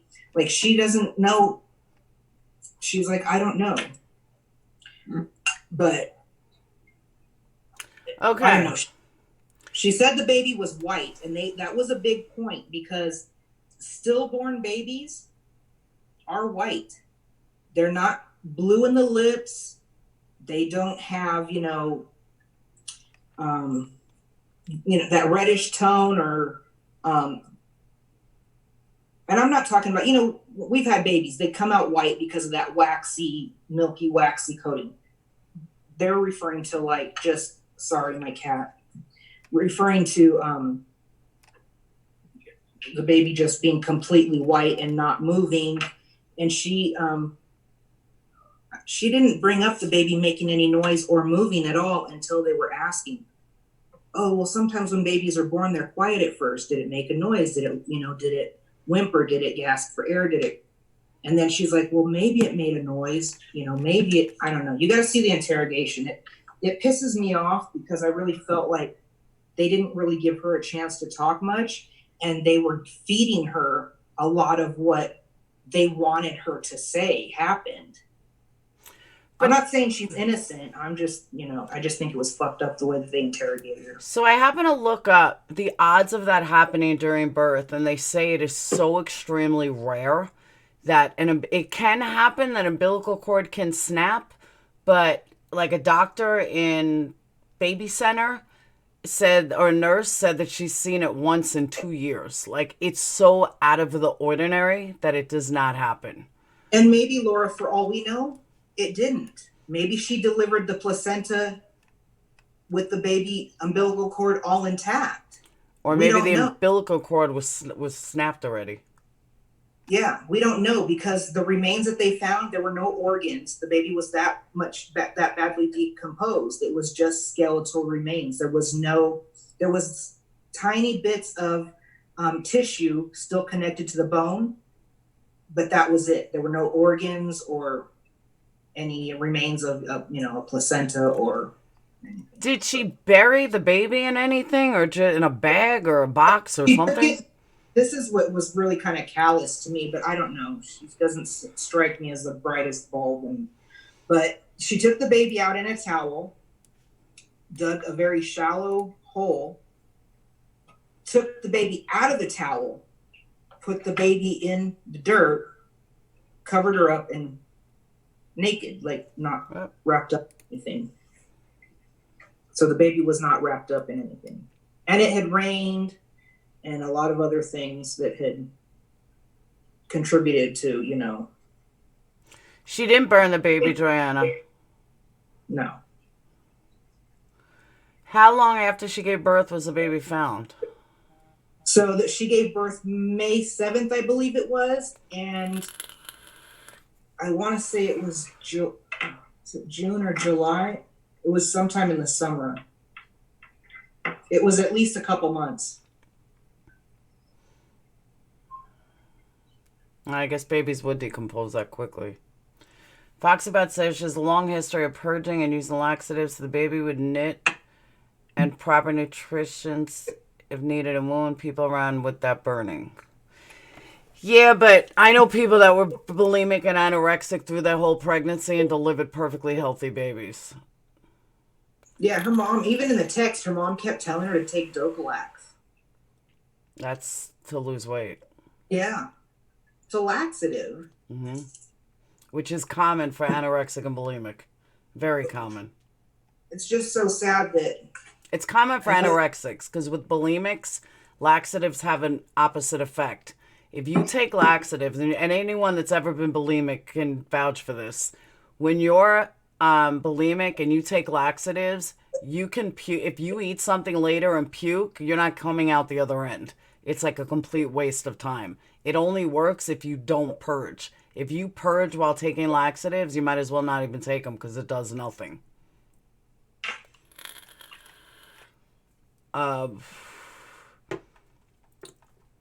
And the mom, the first interrogation when they brought the parents... Hold on. Ziggy, she said she took a lighter to the baby's foot, but it turns out that that's not true. There was no burned bones. It was all fed to her. After they brought up the idea of the baby being, quote unquote, she tried to cremate it, then she said she had taken a lighter to the baby's foot. But that was all found to not be accurate. So that, to me, can throw everything else out, because if you were able to sway her to say when you told her that, because they were like, forensics is going through, they're picking through your baby's bones. They can see everything that happened to her. They see that she was burned. They see that you tried to cremate her. That's what they were telling her. And by being fed all of that, then she comes up and says, okay, I took a lighter to her foot. Then how much of the rest of the story was she coerced and insane? Do you get what I'm saying? I do. I agree. So I don't know. I don't think we'll ever know, because she's not. But sitting there on the stand, she looks like a heartless, callous, spoiled little brat. Does anyone else find it sick that they named the baby after death? They should have just called it Baby A or Baby B, because when I had twins, babies did not have names until I gave them names. The whole time I was pregnant, it was Baby A and Baby B. And that's what they were known as, Baby A and Baby B. They weren't real until I gave birth, until I gave them a name. Well, even those cards that they put on the isolettes in your room, it would say Baby Keck. Exactly. myth. Mm-hmm. It didn't have, in the trial, I noticed they were referring to her as baby Richardson. And then they, here and there, they start calling her Annabelle, but the baby didn't have a name when all this happened. It came about after the fact. That's creepy to me. I think they were trying to humanize Skylar more. That's what I'm saying. They were trying to make it a case. So, like, even when Dayton was born, we didn't have a name for the first 6 hours. We were calling him baby. And the nurse was saying, do you want your baby? Do you have a name yet? I said, no, we can't come up with a name that we both agree on and like. Because the name that we were going to give him was Braden, but he didn't look like a Braden. So I'm like, we can't name him Braden because he doesn't look like a Braden. Brad, what are we going to name him? And we sat there for hours trying to come up with a name.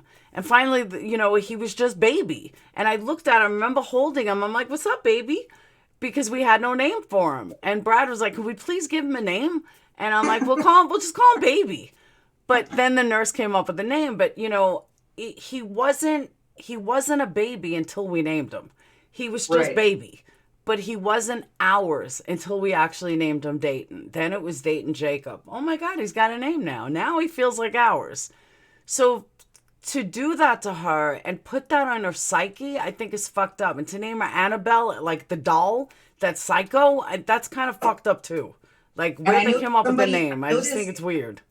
I noticed somebody, because I'm watching the case on Scales of Justice's channel, which is formerly Lady J, but somebody in the comments had made a comment that, and I don't know because I couldn't tell, but that Skylar is wearing a necklace that says Belle, Belle. Oh. Like okay. the last part of Annabelle. Maybe that's where they got it from. I don't know. I think Annabelle. I think the haunted doll. Yeah. The creepy doll. I don't know. It's sad all around. I'm inclined to believe that maybe this baby was not born alive. She put her body through a lot, not just in the way that her diet was going, but her rigorous workouts. And she was reporting back to her mom how many calories she had burned, how many miles she had ran. Like, these texts were detailed about, to the fucking calorie. I can relate. I just don't think I can relate. I think that this baby, and I know you said that babies can be born perfectly healthy to anorexic parents, but I don't, and I'm sure that's true. I'm not so sure that's true in this case, though. But I didn't work out religiously. And I know people that didn't work out religiously. And people I know that had babies after their anorexia was better, like true anorexia, like 85 pounds and 5'9", like real anorexia, that they had babies later on after they were up to like 110 and they're fine today. And I don't know what taking birth control during your third trimester would actually do to you anyway. I'm not sure. I'd have to look it up. It's, Supercell's right. Some moms are over the top. Just look at the pageant moms. The girl was conditioned most likely. I agree with that. Yeah. What I was going to say is, in that first interrogation, when the detectives leave and they bring her parents in, her mom says to her, she doesn't say, how you doing? Oh my God, are you okay? You just had a baby. Her mom says, the neighbors are already calling. This is going to be out there. Everybody's going to know, Skylar, that you're going to go to jail. And I was like, oh my God, is that your first concern? Is that your neighbors are calling you? She's like, this is going to be all over the local news. Some people like that. Some people like that. And Absolutely. It just blew me away. I was like, wow. It was all about appearance for her mother. So what is she being charged with? Like, what's her sentence if she goes to jail? I mean, if she gets found guilty, what happens? What are they going to send her away for life? Here, let me tell you. I'll look it up right now because I have it on here.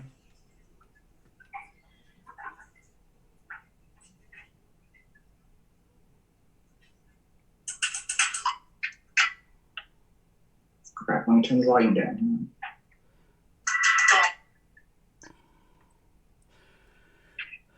read what I said about eating disorders. She had hurting her butt, but I hurt my body for years too, and I still got my period.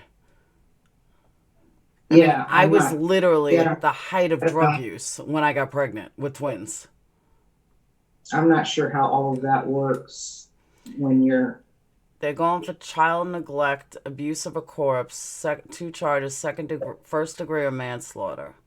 Yeah, I don't know. I don't think jail's going to do jack shit. Yeah, I don't think so either. Let me ask you guys a question too, and this is where I'm going to get hated. I was raised with the mentality that a baby's a baby at birth. A baby, as a woman, a baby cannot survive without you. In womb, out of womb. When the baby's first born, that's when a baby becomes life. How many of you think that jail, she should be punished for the rest of her life for not wanting to take care of a baby that she tried to kill and could have mental problems and everything else? I don't know how to word this right. My take is I don't care what her Lynn, absolutely not. I was nowhere near drugs when I got pregnant. I mean, when I gave birth. My take is I don't care what her mental capacity was. She had other options. So if she did, in fact, kill her baby, which I don't think we'll ever know because there's no way of them telling with the just having skeletal remains. If she did, in fact, kill her baby because she didn't want her parents to find out and she didn't want to ruin her family's reputation, I believe that she deserves some kind of punishment. I'm not sure what that should be, but I also kind of feel for her. I can't help but feel for her because I think, if I'm not mistaken, she had just turned 18. I mean, to me, I remember when my girls were that age, they weren't all that fucking smart either. You know, I mean, I'm not going to knock my kids. I mean, I have very mature kids, but I don't think at that moment in time that they would have been equipped to be, you know. But I'm also not the mom that was like, hey, you need to look like this or you need to look like that. The pressures that were put on her, I think there's a lot at play how she was psychologically and feeling that she may have had no other choice. All right. I don't know how else to ask this than just straight up ask it. But I am curious if anybody else thinks this way. And I'm going to be honest with you. I sometimes think this way, right, wrong, or indifferent, so don't hate me for it. But I believe in abortion. I always have. I believe that it's my right, since I have to raise this baby and I have to, pay for it and everything else, that it's my right to choose if I want to keep this baby or not. Granted, I don't believe in late-term abortions at all whatsoever. But I do believe past 3 weeks. Because it's my body and I have to deal with it. And I have to raise it. So with that said, should a baby that come out be killed? Absolutely not. But I sometimes go back and forth with, granted, it's basically a late-term abortion. And late-term abortions have been around since the beginning of time, and some states still allow it, New York included. Correct. So if she gave this baby that was hers, that she would have to raise her entire life, that was her responsibility, does she have that right to abort it the second it's born? I know that sounds horrible, and I don't know if I'm expressing it right. Because she had alternatives. Even her doctor explained the alternatives to her. Just, giving your baby up for adoption, so on and so forth. Like, she had alternatives. It's not like... See, and I agree with you. Technically, it's murder. And I'm not saying that I agree with, let's have a baby and kill it. I don't mean that. I just mean that I think late-term abortion is murder. I think late-term abortions is so wrong on so many levels because it's a baby. Like, I believe up to like 8 weeks. I personally, personal opinion, I think you should have up to 8 weeks. I understand at 6 weeks, you start seeing things, but when you're at 8 weeks, I don't think anything after 8 weeks, only because then once you get to the last half of the first trimester, that's really a baby. But when I say 8 weeks, because it usually takes about a month to miss your period, then you have 2-3 weeks till you get to the doctor, somewhere around there, then boom, then you'll know. So that's why I believe up to 8 weeks. I know. In itself, because a lot of people believe that life begins at conception, and everybody's entitled to their own opinion. So I hope it's not getting nasty with that. Not at all. Okay. But my point is that if, like, what she did could be construed as murder. Technically, it is murder if it was born alive. If it was born alive. But if assuming it was born alive, assuming that she murdered it, it was her baby. It was her. I can't explain what I'm thinking. Like, it was her baby. Pumpkin, I'm not so sure that baby was born alive. That umbilical cord is a big thing with me. That she never cut the umbilical cord. That baby could have led to death in utero, or whoever knows. The baby could have been born. Let me ask you this, though, Laura. You're saying it was her child, if I'm understanding you correctly. It was her child that basically, as she had it, she had a right? No, I'm saying that I don't think she should go to jail for murder. Somebody, if I was to shoot you and took you out. That's what I'm saying, that it's her baby. She would have had to raise it. And yes, it may still be technically murder, but I don't think that warrants 25 years in prison. Like somebody that went to shoot somebody. That's what I'm saying. I don't think that the crime warrants the time, being that it was her baby. And I know this probably isn't coming out right, but as someone that believes in abortion and believes up to 8 weeks, yes, this is murder. Yes, this is like a late-term pregnancy where it is murder. And you're killing a whole baby. So what do you think? I don't think it's the same type of murder. What do you think the consequences to her actions should be? That I don't know yet. And I agree with that, Brady. Most normal people don't bury a dead baby in their yard. I get that. But in the same time, if you have a stillborn, you very could bury it in your backyard. There's no reason not to. This was a scared teenager who was like, I don't know what else to do. I got hide this from my parents. And this is what she said. I figured the baby was already dead. It was okay for me just to bury her in the backyard. And then she placed a flower pot on the baby's grave that she could see from her bedroom window. No, what I'm saying, Amelia, I'm saying that if I go and murder Letha, all right, Letha is a grown woman who's lived life and everything. That's first-degree murder. If I kill my baby that was born at 10 minutes, should it be the same murder, the same sentence as somebody doing an armed robbery? That's what I'm saying. There was no weapon involved. There was no, should it be classified as the same murder that gets 25 to life? Okay, so should it be classified what Casey Anthony did to Kaylee? But Casey Anthony did not kill that baby at birth. Casey Anthony murdered that child. That was blatant fucking murder. Would birth be just as equally a person as a 3-year-old, or no, in your opinion? I mean, honestly,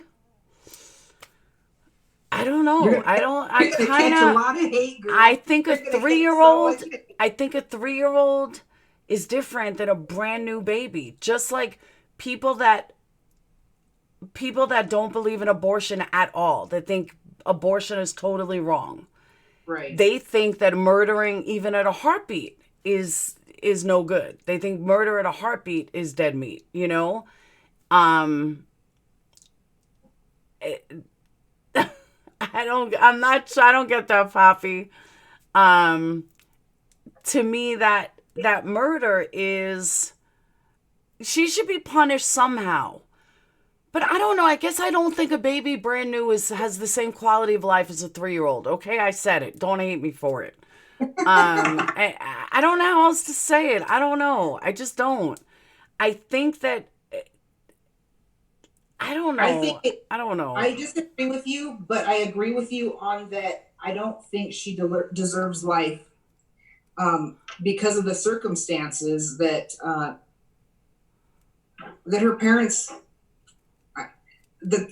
She was brainwashed. She needed to have this certain, and she, like I said, she's not the sharpest knife in the drawer. I mean, her mom dictated her every move, her every pound, her every hair out of place, her, Kelly, that's not what I mean. I don't mean that you're not important if you're not a baby. That's not what I'm saying. I'm saying that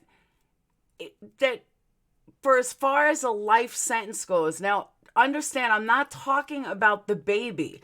I'm talking about terminal life in prison. I'm not talking about what a baby's worth. You guys are confusing it. I'm talking about the murder charge. I'm talking about what she deserves in prison. That I think killing an adult, or killing even a baby that's living, a child that's living, could deserve 20 years. But a brand new baby, I don't think deserves 20 years in prison. I'm not talking about the quality of the baby. I'm talking about the sentencing compared to the baby. That a 3-year-old should get 20 years, where an infant baby, that has that mindset that she had, I don't think deserves 20 years. Does that make more sense? So let me, if this was a 30-year-old who did this, who was not living at home, just didn't want to just couldn't, handle the responsibilities, and just decided I can't do this, then they should deserve life in prison. If you murder a 1-week-old and smash its head open, you deserve life in prison. I'm not talking about the baby itself. Exactly, and that's what I'm trying to get you to clarify for yourself. Yeah, no, I'm not talking about the baby. Not the baby. It's not you're not trying to the quality of the baby's life. It's what the actions that she did in the circumstances that she was in. What is it worth in prison? Exactly. That's what I'm saying. Yeah. I understand you. I'm not talking about human life. I'm talking about circumstances that she, if she brought the baby home and smashed the baby against the wall because she felt like it, she deserves life in prison. So I'm not talking about, So I'm not talking about the amount of time the baby was alive. I'm saying that with her head, her thinking, the way she is, and everything I know to date, which isn't too much, but now I know a lot more thanks to you guys and Letha. But I don't think spending 20 years in prison in her state of mind for a brand new newborn baby is the right thing to do for a brand new baby that she got scared and freaked out and everything else. That may or may not have been born alive. Exactly. And how they're ever going to find out if she's really guilty or not, we don't know. So, Laura, what if the dad had killed it at birth? This is where I'm a woman. Even though guys have equal rights, I believe that the baby is born inside of us. The baby's ours. I know that sounds hard, but I used to fight with Brad. He's our kid. No, he's my kid. And joke around about it. But, when legally, I would always say our baby, our child. But this, I'm talking the legal aspect. When the kids piss me off, I say your child. Exactly. But sentencing, I just don't think she deserves life in prison or 20 years, especially when they can't prove 100% that. And so, yeah, he should, if the father did it, he should go to prison. I don't know. I don't know how to explain it. Babies are innocent. No, Pumpkin, or you're not listening to what I'm saying. I'm going to rephrase this again the way I said it. The baby itself is not my problem. I'm not saying that the baby is less important. I'm saying the sentencing that she should get if she killed this baby, to me, is different than what Casey Anthony should have got, or what I would get if I killed Letha. That's what I'm saying. I'm not saying the quality of life. I'm saying the circumstances, everything.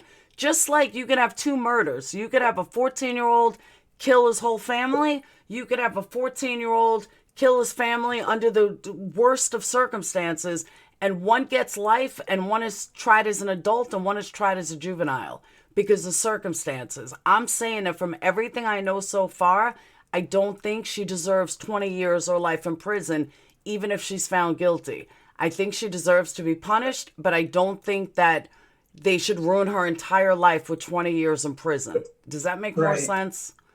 Yeah. Does that kind of make more sense of what I was saying? Yep. Hang on. Gotta get the big monster out of here. Hang on. Let me put the dog out real quick. Come on. Come on. I'm basing the sentencing on the circumstances. I don't think a woman that's freaked out, that's 18 years old, who kills her baby, should be in the same predicament. Someone that is obviously not the brightest should be in the same predicament as somebody who carefully plotted out this murder like Casey Anthony, who ended up getting off. I don't know how else to explain it. So it's not a matter of the age of the baby, but the circumstances surrounding it. Just like I don't think that somebody that murders somebody in a premeditated armed robbery should get the same sentence as somebody who commits murder because somebody broke in their house and they snapped and they shot him. They're both murder, but because of the circumstances, one deserves life in prison and one deserves a slap on the wrist and maybe a little prison depending on the circumstance.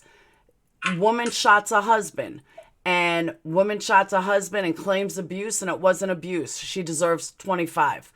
Same woman, different woman, shoots her husband who was physically and mentally abusing her for years. She should not get 20 years in prison. So that's what I'm saying. A mother who kills their baby at 3, premeditated, should get life in prison. A mother who, under different circumstances, kills her baby because she snapped, she freaked out, she's scared, and the baby was like a minute old, shouldn't get the same sentence as the woman that had the baby and just decided she didn't want it anymore. Did that clear it up, what I was saying? Joe, I was going to ask her that. Did she have an ultrasound when she went to? No. She never had. So the doctor never gave her an ultrasound. Lynn, thank you. Somebody agrees with me and understands. No, I think what he did was, and those of us that have been pregnant, no, you know when they do the manual exam, like they measure your belly, you know, I don't know. And then they feel for where the head is, and based upon when she told them her last period was. Yeah, but why wouldn't the gynecologist do an ultrasound? That doesn't make sense. They were going to, but they told her, okay, now you need to go and you need to call us back with to get a follow-up. Oh, they're saying she did have an ultrasound. Does it? I didn't hear that she had an ultrasound. See, Jackie, because of the way I explained it first, people are misconstruing what I'm saying. I'm not talking about that the baby's life is less important, but a life is a life, I agree. But just like babies, just like any murder charge, circumstances change sentencing. So it's gonna, to me, she should get a much lighter sentence than somebody that kills a child who's 5 or 2 or 6 months old, just because of the circumstances. Now, somebody asked a question. Do I think she's guilty? Or what changed my mind? Pamela, at the beginning you thought it was an act. Here's what I think. I have to watch more of it, but everything that Letha told me, I can see why she is the way she is. Again, it still might be an act, but that doesn't mean a baby wasn't born a stillborn. Now, what brings me to believe it was stillborn? This umbilical cord thing. I have a very hard time believing this umbilical cord snapped. She also said she was white. A stillborn baby is white. I even if it's an act, I'm starting from what I learned so far, and this could change. I believe it was a stillborn baby. I really honestly do. The umbilical cord to me is the biggest thing. Is that a baby can die. A baby can umbilical cord get wrapped around a baby's face, a baby's head 2 days before birth. So having a sonogram doesn't mean much. What? It happened at birth with my son. My son had his umbilical cord wrapped 4 times, and I had an emergency C-section. That's what I'm saying. So had he been born vaginally, he would have died because it was cutting off his oxygen supply. Her broken wing says, I got pregnant at 15, had her at 16. I knew right from wrong. She's now 18. Thing is, none of this can be proven. She may not have planned to kill. See, here's my thing, though. And maybe this is my human part of me. I don't know anybody that can have a sonogram and still want to kill that baby. Even in an abortion. If I ever had a sonogram, I mean, now I'm too old to get pregnant, but even with my daughter, if Sage I'm not sure she had a sonogram though, Laura. I didn't hear that. Who's saying people saying she did. I didn't see that. I just heard the testimony of the doctor who had examined her and told her that she needed to come in for a follow-up visit to start prenatal care, and then she never called back. She never went back. She needed parental adult guidance. But she did hear the heartbeat and all of that. She did say she heard the heartbeat. The doctor let her listen to the heartbeat. See, my thing is, though, once you have a sonogram, that baby becomes real. Yeah.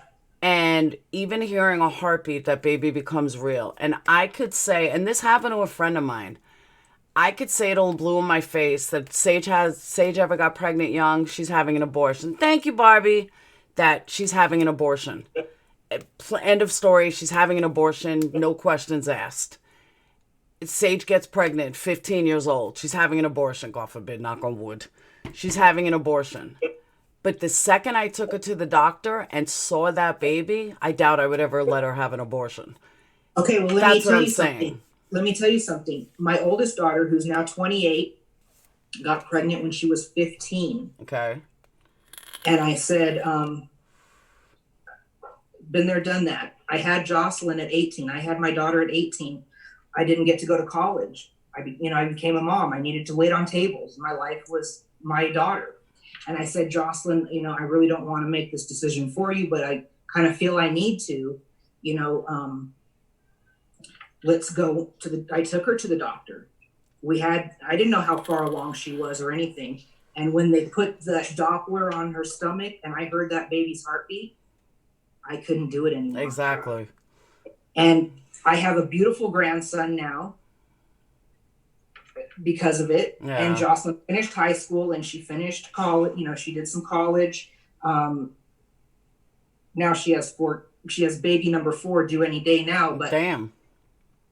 Yeah, but once that heartbeat or the sonogram, if you see it, makes it almost puts a face to what's in the belly. Exactly. It makes it personable. It gives it personality, and so we just couldn't do it. And Jim and I just decided we would help her any way we could, and that she was not going to drop out of school, but that the baby was her responsibility, and we helped financially until she took on a part-time job. She finished high school, and all turned out well. And we have a beautiful grandson. That's cool. But that's exactly right, though. You can hear the heartbeat at 6 to 8 weeks. That's why I always said that you have up till 8 weeks, and that's it. But you can get a sonogram at 3 weeks. Oh, now you get a son. They tell you what sex your baby is at 10 weeks now. Really? Yeah. Damn. Through blood testing, not through sonogram, through blood testing. They're telling you what sex your baby is. I've seen anorexic women and bulimic make themselves vomit purge, even though explain the baby needs the nutrients. Yes, I have too, but I'm saying that I've know bulimics that have very healthy babies. I'm also a believer what's meant to be is going to be. And you can do whatever you want. You can do drugs throughout your pregnancy. Your babies may come out perfectly fine. You could do no drugs. Your baby's going to come out messed up. It's what's going to be is going to be. Yeah. I didn't do any drugs, and Jocelyn was born profoundly deaf. Our oldest daughter is deaf. And I didn't do nothing. There you go. That's what I'm saying. I have a cousin who did a shit ton of drugs, and thank the universe, her baby came out A-okay. See, Susan Q has a good point, and maybe I'm with you on that. Is that I agree with that, Laura, and I think her confinement should be a psychological institution. I agree with that. I think that would be much further and much better than going to jail. I don't think jail's going to do anything. But psychological, that you may have killed your own baby at birth and then try to bury it in the backyard. She needs help. She doesn't need prison. That's what I'm saying. And I would never say that about a normal baby murderer. Baby murderers, fuck you, go to jail. But in this situation, looking at all the factors and looking at the circumstances, I just think jail is not the answer. Even if she's guilty, I don't think jail's the answer. I think a psychological institution, getting her help, get out in a couple of years, and, move on with her life. That's... Yeah.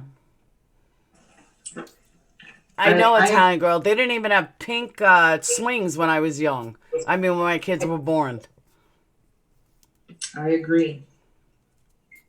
Teach her some things about the way the world... I agree with that. She's going to need a lot of... I agree. She's going to need psychiatric help. If she was... She's 20 now, so... If she was 35... Now, Pumpkin, or let me ask you a question. Do you believe in abortion? I'm going to say you probably don't. She will just keep harming herself. She has a real... I agree with that, Foxy Bot. She brought death to her right for a baby. Pumpkin, do you believe in abortion? Please don't drink or do drugs while pregnant. If she was so scared of her parents, why wasn't she scared to have sex without protection? Because she's a teenager, and teenagers are invincible. We've all been there. Whether we want to admit it or not. I'm a pro-life, however, it's others' choice. That would make you pro-choice, honey. Galway girl, that would make you pro-choice. You're pro-life for you. That's fine. But overall, you're pro-choice then. That everyone has a right. Half the states today don't give you that right anyway. Brady, what do you know? You're a guy. You're a guy who's gay. What do you know about pregnancy? No one has proved she killed a baby. I agree with that, Audra. But, Pumpkin, you didn't answer my question. Do you believe in abortion?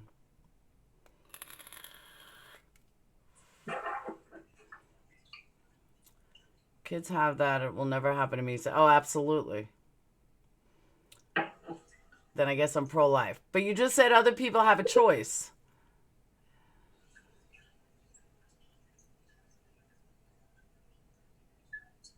I don't talk politics. It's not politics. Simple question. Do you believe in abortion or not? I know Jackie does not believe in abortion. So do you believe in abortion? Because if you don't believe in abortion, then you believe the abortion is murder from the beginning, from like day one, then that's why you think the way you do, that she deserves the death penalty.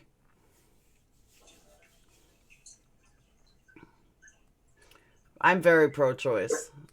But today's day and age, half the states aren't pro-choice anyway. I am pro the unborn child who can't say anything. I know your views, Jackie. You don't see this as a heinous crime. I don't either, but some jail time. I don't know if jail time is the answer. I think psychiatric help is the answer. Being institutionalized. Institutionalized, but not institutionalized through prison. All right, perplexed. Yeah. Eating disorders. where we go. Eating disorders is a drug addiction. I mean, it's not a drug addiction, it's an addiction. It is like it because they have impulsive thoughts or act on them. Plus, Laura, everyone is different. I agree with you, but eating disorder is an addiction. That's no questions. Purging, bulimia is an addiction, 100%. Anorexia is a control addiction that you you want to be in control, and then you play a game with yourself. It's this whole game like, I can do this. I can not eat another day. I could not eat now, and it just becomes an addiction till it fucks with your head so much. Purging is the best stress release ever. Sounds horrible, but as an ex-bulimic, that was what happens. You're purging out all of your stress. You're purging out. It does. It's a euphoric feeling. You just get rid of everything wrong in your life when you purge. It's not the overeating. food. Yeah. Just as overeating does the same exact thing. Overeating is an addiction too. Mm-hmm. Abortion was not an option. I chose abortion, we wouldn't be here. Do you think her attorney should have gone for insanity? I don't think she's insane. I think she's just scared and a spoiled little girl that just never grew up. I don't believe the 1% old geezer should make choices. I agree with you, Hounds. Well, and at the very end, her mom kept stressing to her in the text messages, you need to get on the pill because if you were to get pregnant, it's the end of your life. You won't become anything. You won't succeed in life. Basically telling her that if she were to get pregnant, she would be a failure. Now, at that time, she knew she was already pregnant. That's got to fuck with her head when her mom is telling her that, how disappointing that would be. And we want the best for you. It would be an end to your life. It's the worst thing that could ever happen. That's the shit her mom was telling her while she's dealing with the fact that she's keeping this secret that she's pregnant. And let me tell you something. I know it sounds crazy, but it took me a solid, I want to say 3 to 4 years after I was raped and gained weight and thought, well, I've never been raped again. But it took me 4 years to really get my head together from 17 to 21 that I don't want to be fat. What am I doing? And then the cycle began again. And then I got even 10 times worse than I ever was with anorexia and bulimia. But it's that whole mental psyche that you just... I get where she was at. I do. Not for killing a baby. I would have never killed a baby. But I get where she was at in her mental her psychological psyche. state of mind. I do. Yeah. Psychologically, she was very fucked up. She wasn't so happy after the baby was dead, Pumpkin. She was so happy that it was finally over. I can't tell you how happy I was after I gave birth. It's done. It's over. Thank God. And she was happy that she pleased her mom. Exactly. That was my next thing. That her body was going back down to the shape that her mom thought it should be at. It was all about pleasing her mother. I don't think she was happy that her baby was dead. Her main goal was to please her mother. She didn't look at it. And her mother was telling her that she had a belly, that she needed to work on that belly, that it wasn't attractive, that it wasn't, so. Also, if she's found guilty, that charge is going to follow the rest of her life, inside or outside of confinement. That's very true. She just wanted the problem to go away, poor little baby. And I agree with you, poor little baby, but we don't know if the baby was a stillborn. And I will give you my opinion tomorrow, because like I said, I'm sure I'm going to be up all night tonight. And for those of you that are up at 3 a.m, who knows? I may do another live at 3 a.m. after I watch a whole bunch of stuff. Who knows? I'm inclined to believe that it was a stillborn. I am inclined to believe that. Okay. As of what I know right now, this umbilical cord is weighing on me heavily. And I have to look more into it. But even though I think she's full of shit, from what I saw, the very few minutes that I saw, I think this umbilical cord thing, it very well could be a stillborn. But I don't know yet. I don't want to give my impression yet. Her stomach would have gone down if she didn't kill the baby. That's very true. I want to watch more. That's what I'm saying, Helen. I don't know enough. The doctor today explains it. Okay. He will not find answers about the court and the trial. But it's just, to me, it's just so odd. The mother saying that reminds me there's of... not a lot of talk of the court other than in the interrogation when the female detective is grilling her about the umbilical cord and the placenta and all of that.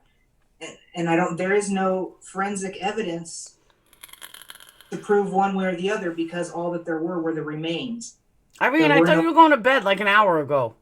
There weren't organs or anything like that for them to study to see whether or not, So basically, it's her word that they're just going by what she had said during her interrogation. And what I didn't understand was, granted, she was 18, but her parents were with her the whole way through and never once said, hey, I think my daughter needs an attorney in there. Like, she just kept going on, and her dad was out sitting outside, and there was no attorney, once again. Maybe they believed her. Yeah, but her parents were there. Maybe they believed that she really had a stillborn and they weren't going to spend money on an attorney because they weren't going to charge her. Does she have a real attorney or does she have a public attorney? No, I believe she's a real attorney. Don't quote me on that. I don't know. But does anyone know if she has a real attorney or a public defender? Her parents strike me as the type that wouldn't go with a public defender. That's the only reason I'm saying that. All right. Today out of Indiana, prosecutors decided to charge at the time of the murders a 13-year-old as an adult for killing his half-sister and his mom's boyfriend's son. Why did he do it? FoxyBot, I got to stick up for Mom here. My parents will tell you that I had the perfect life and they don't know where the fuck I went wrong. And if you ask me, generally speaking, I did have the perfect life. So, the perfect upbringing. Obviously, everything wasn't perfect, but I can relate to this family. Like, the more you guys tell me, I can relate to it. There's nothing wrong with the mom saying that. The girl was probably loved. And I don't know, but she was probably loved. She probably was spoiled. She got whatever she wanted. She was raised with values and morals. Generally speaking, the parents would say she had a perfect life. Now, I can't say that about my kids. I can't say you guys have the perfect life because they don't. But it's not dysfunctional. I'm just crazy. But, I can't say that. But my parents could say that I had the perfect life. That's not a reflection that the parents are crazy or anything. Because my mom will tell you that too. My mom will tell you that today. Dad, I don't know where you went wrong because you had the perfect life growing up. So that really doesn't say much. They have to get her on the corpse thing. What did I miss? Why was Amelia timed out?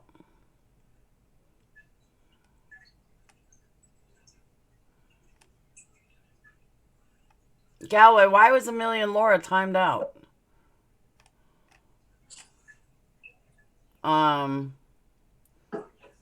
Maybe Galway Girl made a mistake. Those two comments shouldn't have been timed out. Some of the stuff your mom said to you was not right. Oh, believe me, I know it wasn't right. I'm not saying it was right. I brought up some... You did say, yeah, I figured it was a mistake. No one has a perfect life. I know, but I'm saying my parents will tell you I had a perfect life. Private attorneys, father and son team. Okay. It's all right, Gallagher. I just didn't understand why they were timed out. So Amelia and Laura, sorry about that. That was an accident. And public defenders are real attorneys, but they're not. They pass law school, but they don't fight the same way as a paid attorney. That's fact. No, they're going to do the very minimum that they have to do by law. They're not going to go above and beyond for you. Moms can do things and dads without realizing that it's making the kids scared. Oh, absolutely, Foxy, but I agree with you. But I'm just saying that if you asked my parents, it's not 12 o'clock, Ed Hound. If you ask my parents will tell you I had a perfect life. Their friends will tell you I had a perfect life. My brother will tell you we had a great life. Parents always own their stuff. That's true, too. My son sucks at reading lips. So I am going to shut down, though. I'm almost at 2.5 hours already, which I didn't realize it was that long. So being that I'm up, I'm going to do some digging into this case. I'm going to watch some trial for the next few hours. Who knows? You may find me go live at 4 o'clock in the morning. It's very possible because I highly doubt I'm getting to sleep. So It's a lot of twists and turns. You're going to go from one conviction in your heart and in your mind to a completely other and back and forth. At least that's how it was for me. I was back and forth with it. Drove me nuts. That's what I'm saying. I very well could. I'm not sure what I'm going to do, how I'm going to see it, which way I'm going to go with it. But I really have to watch more of the testimony to see. Right. I do have to work tomorrow, but I slept till 2:30 this afternoon. Letha, I want to thank you so much for coming on because I wouldn't have even known this much. It. Absolutely, anytime, especially with this case. And like I said, I'm going to watch some stuff. I got some cleaning to do, but I'm going to watch some trials. Is there anything I need to watch or can I just listen? I just listened to it mostly. I mean, I did want to watch some of the interrogation because I wanted to see her body language. Okay. But I meant on trial. All right. So she's not in jail, though. She's on house arrest? No. Yeah, she's not in jail. No. Okay. She got a good attorney. Oh, Kelly, I'm done with the drama. Totally done. The only reason why I even watched the other one, Diane's tonight, was because Hockey Mom and Nini were on. But I will say that I heard that Diane or Wendy, I don't know which one, said we won't discuss Laura. There'll be no talking chat about her, and I'm pleased for that. Love it, and it turned out to be a good thing. So we'll see what happens. All right, so I may see you guys later. If not, I will see you guys tomorrow. I am going to do a special 911, 9/11 special tomorrow at some point, and that's it. So they even blocked in chat. Was good. That's awesome then. But I do want to say this. I do want to close out with this because if there's no other way for me to say it, I'm not doing a live about it. But I have to back up Nini and Hockey Mom on this. The three of us, and I don't know if my name was mentioned or not, but the three of us backed up Republican Ash so badly when everybody else turned on her. We were there for her. I did an entire week-long autism thing for her. And to see that she's trashing all of us, it blows my mind. So I have never talked bad about her. I closed the door on it. Let her have her friends back, and I hope she's happy, and I wish her the best. I know Nini wishes her the best, Hockey Mom wishes her the best, and I know I could speak for both of them when I say that. So it's really upsetting to us that it even went this far when we had her back. So that's it. That's all I got to say. Love you guys, and I'll see you guys tomorrow. Thank you, Laura. Bye, hon.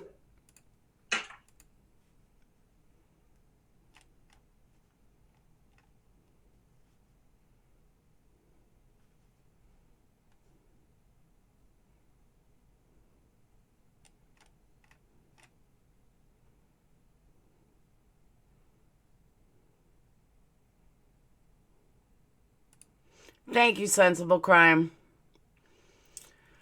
It does. It really broke my heart that to hear what was happening when we totally had her back like nobody else. And it's sad. But that's why I wish her well, and I wish her the best always. And I know Nini wishes her the best, and I know Hockey Mom wishes her the best, and everybody wishes her the best. And I hope she's happy with whatever path she chooses. So that's a door that I will now close. and never to be reopened. But that's it. And I hope you guys have a wonderful night, and I'll see you guys later. Peace.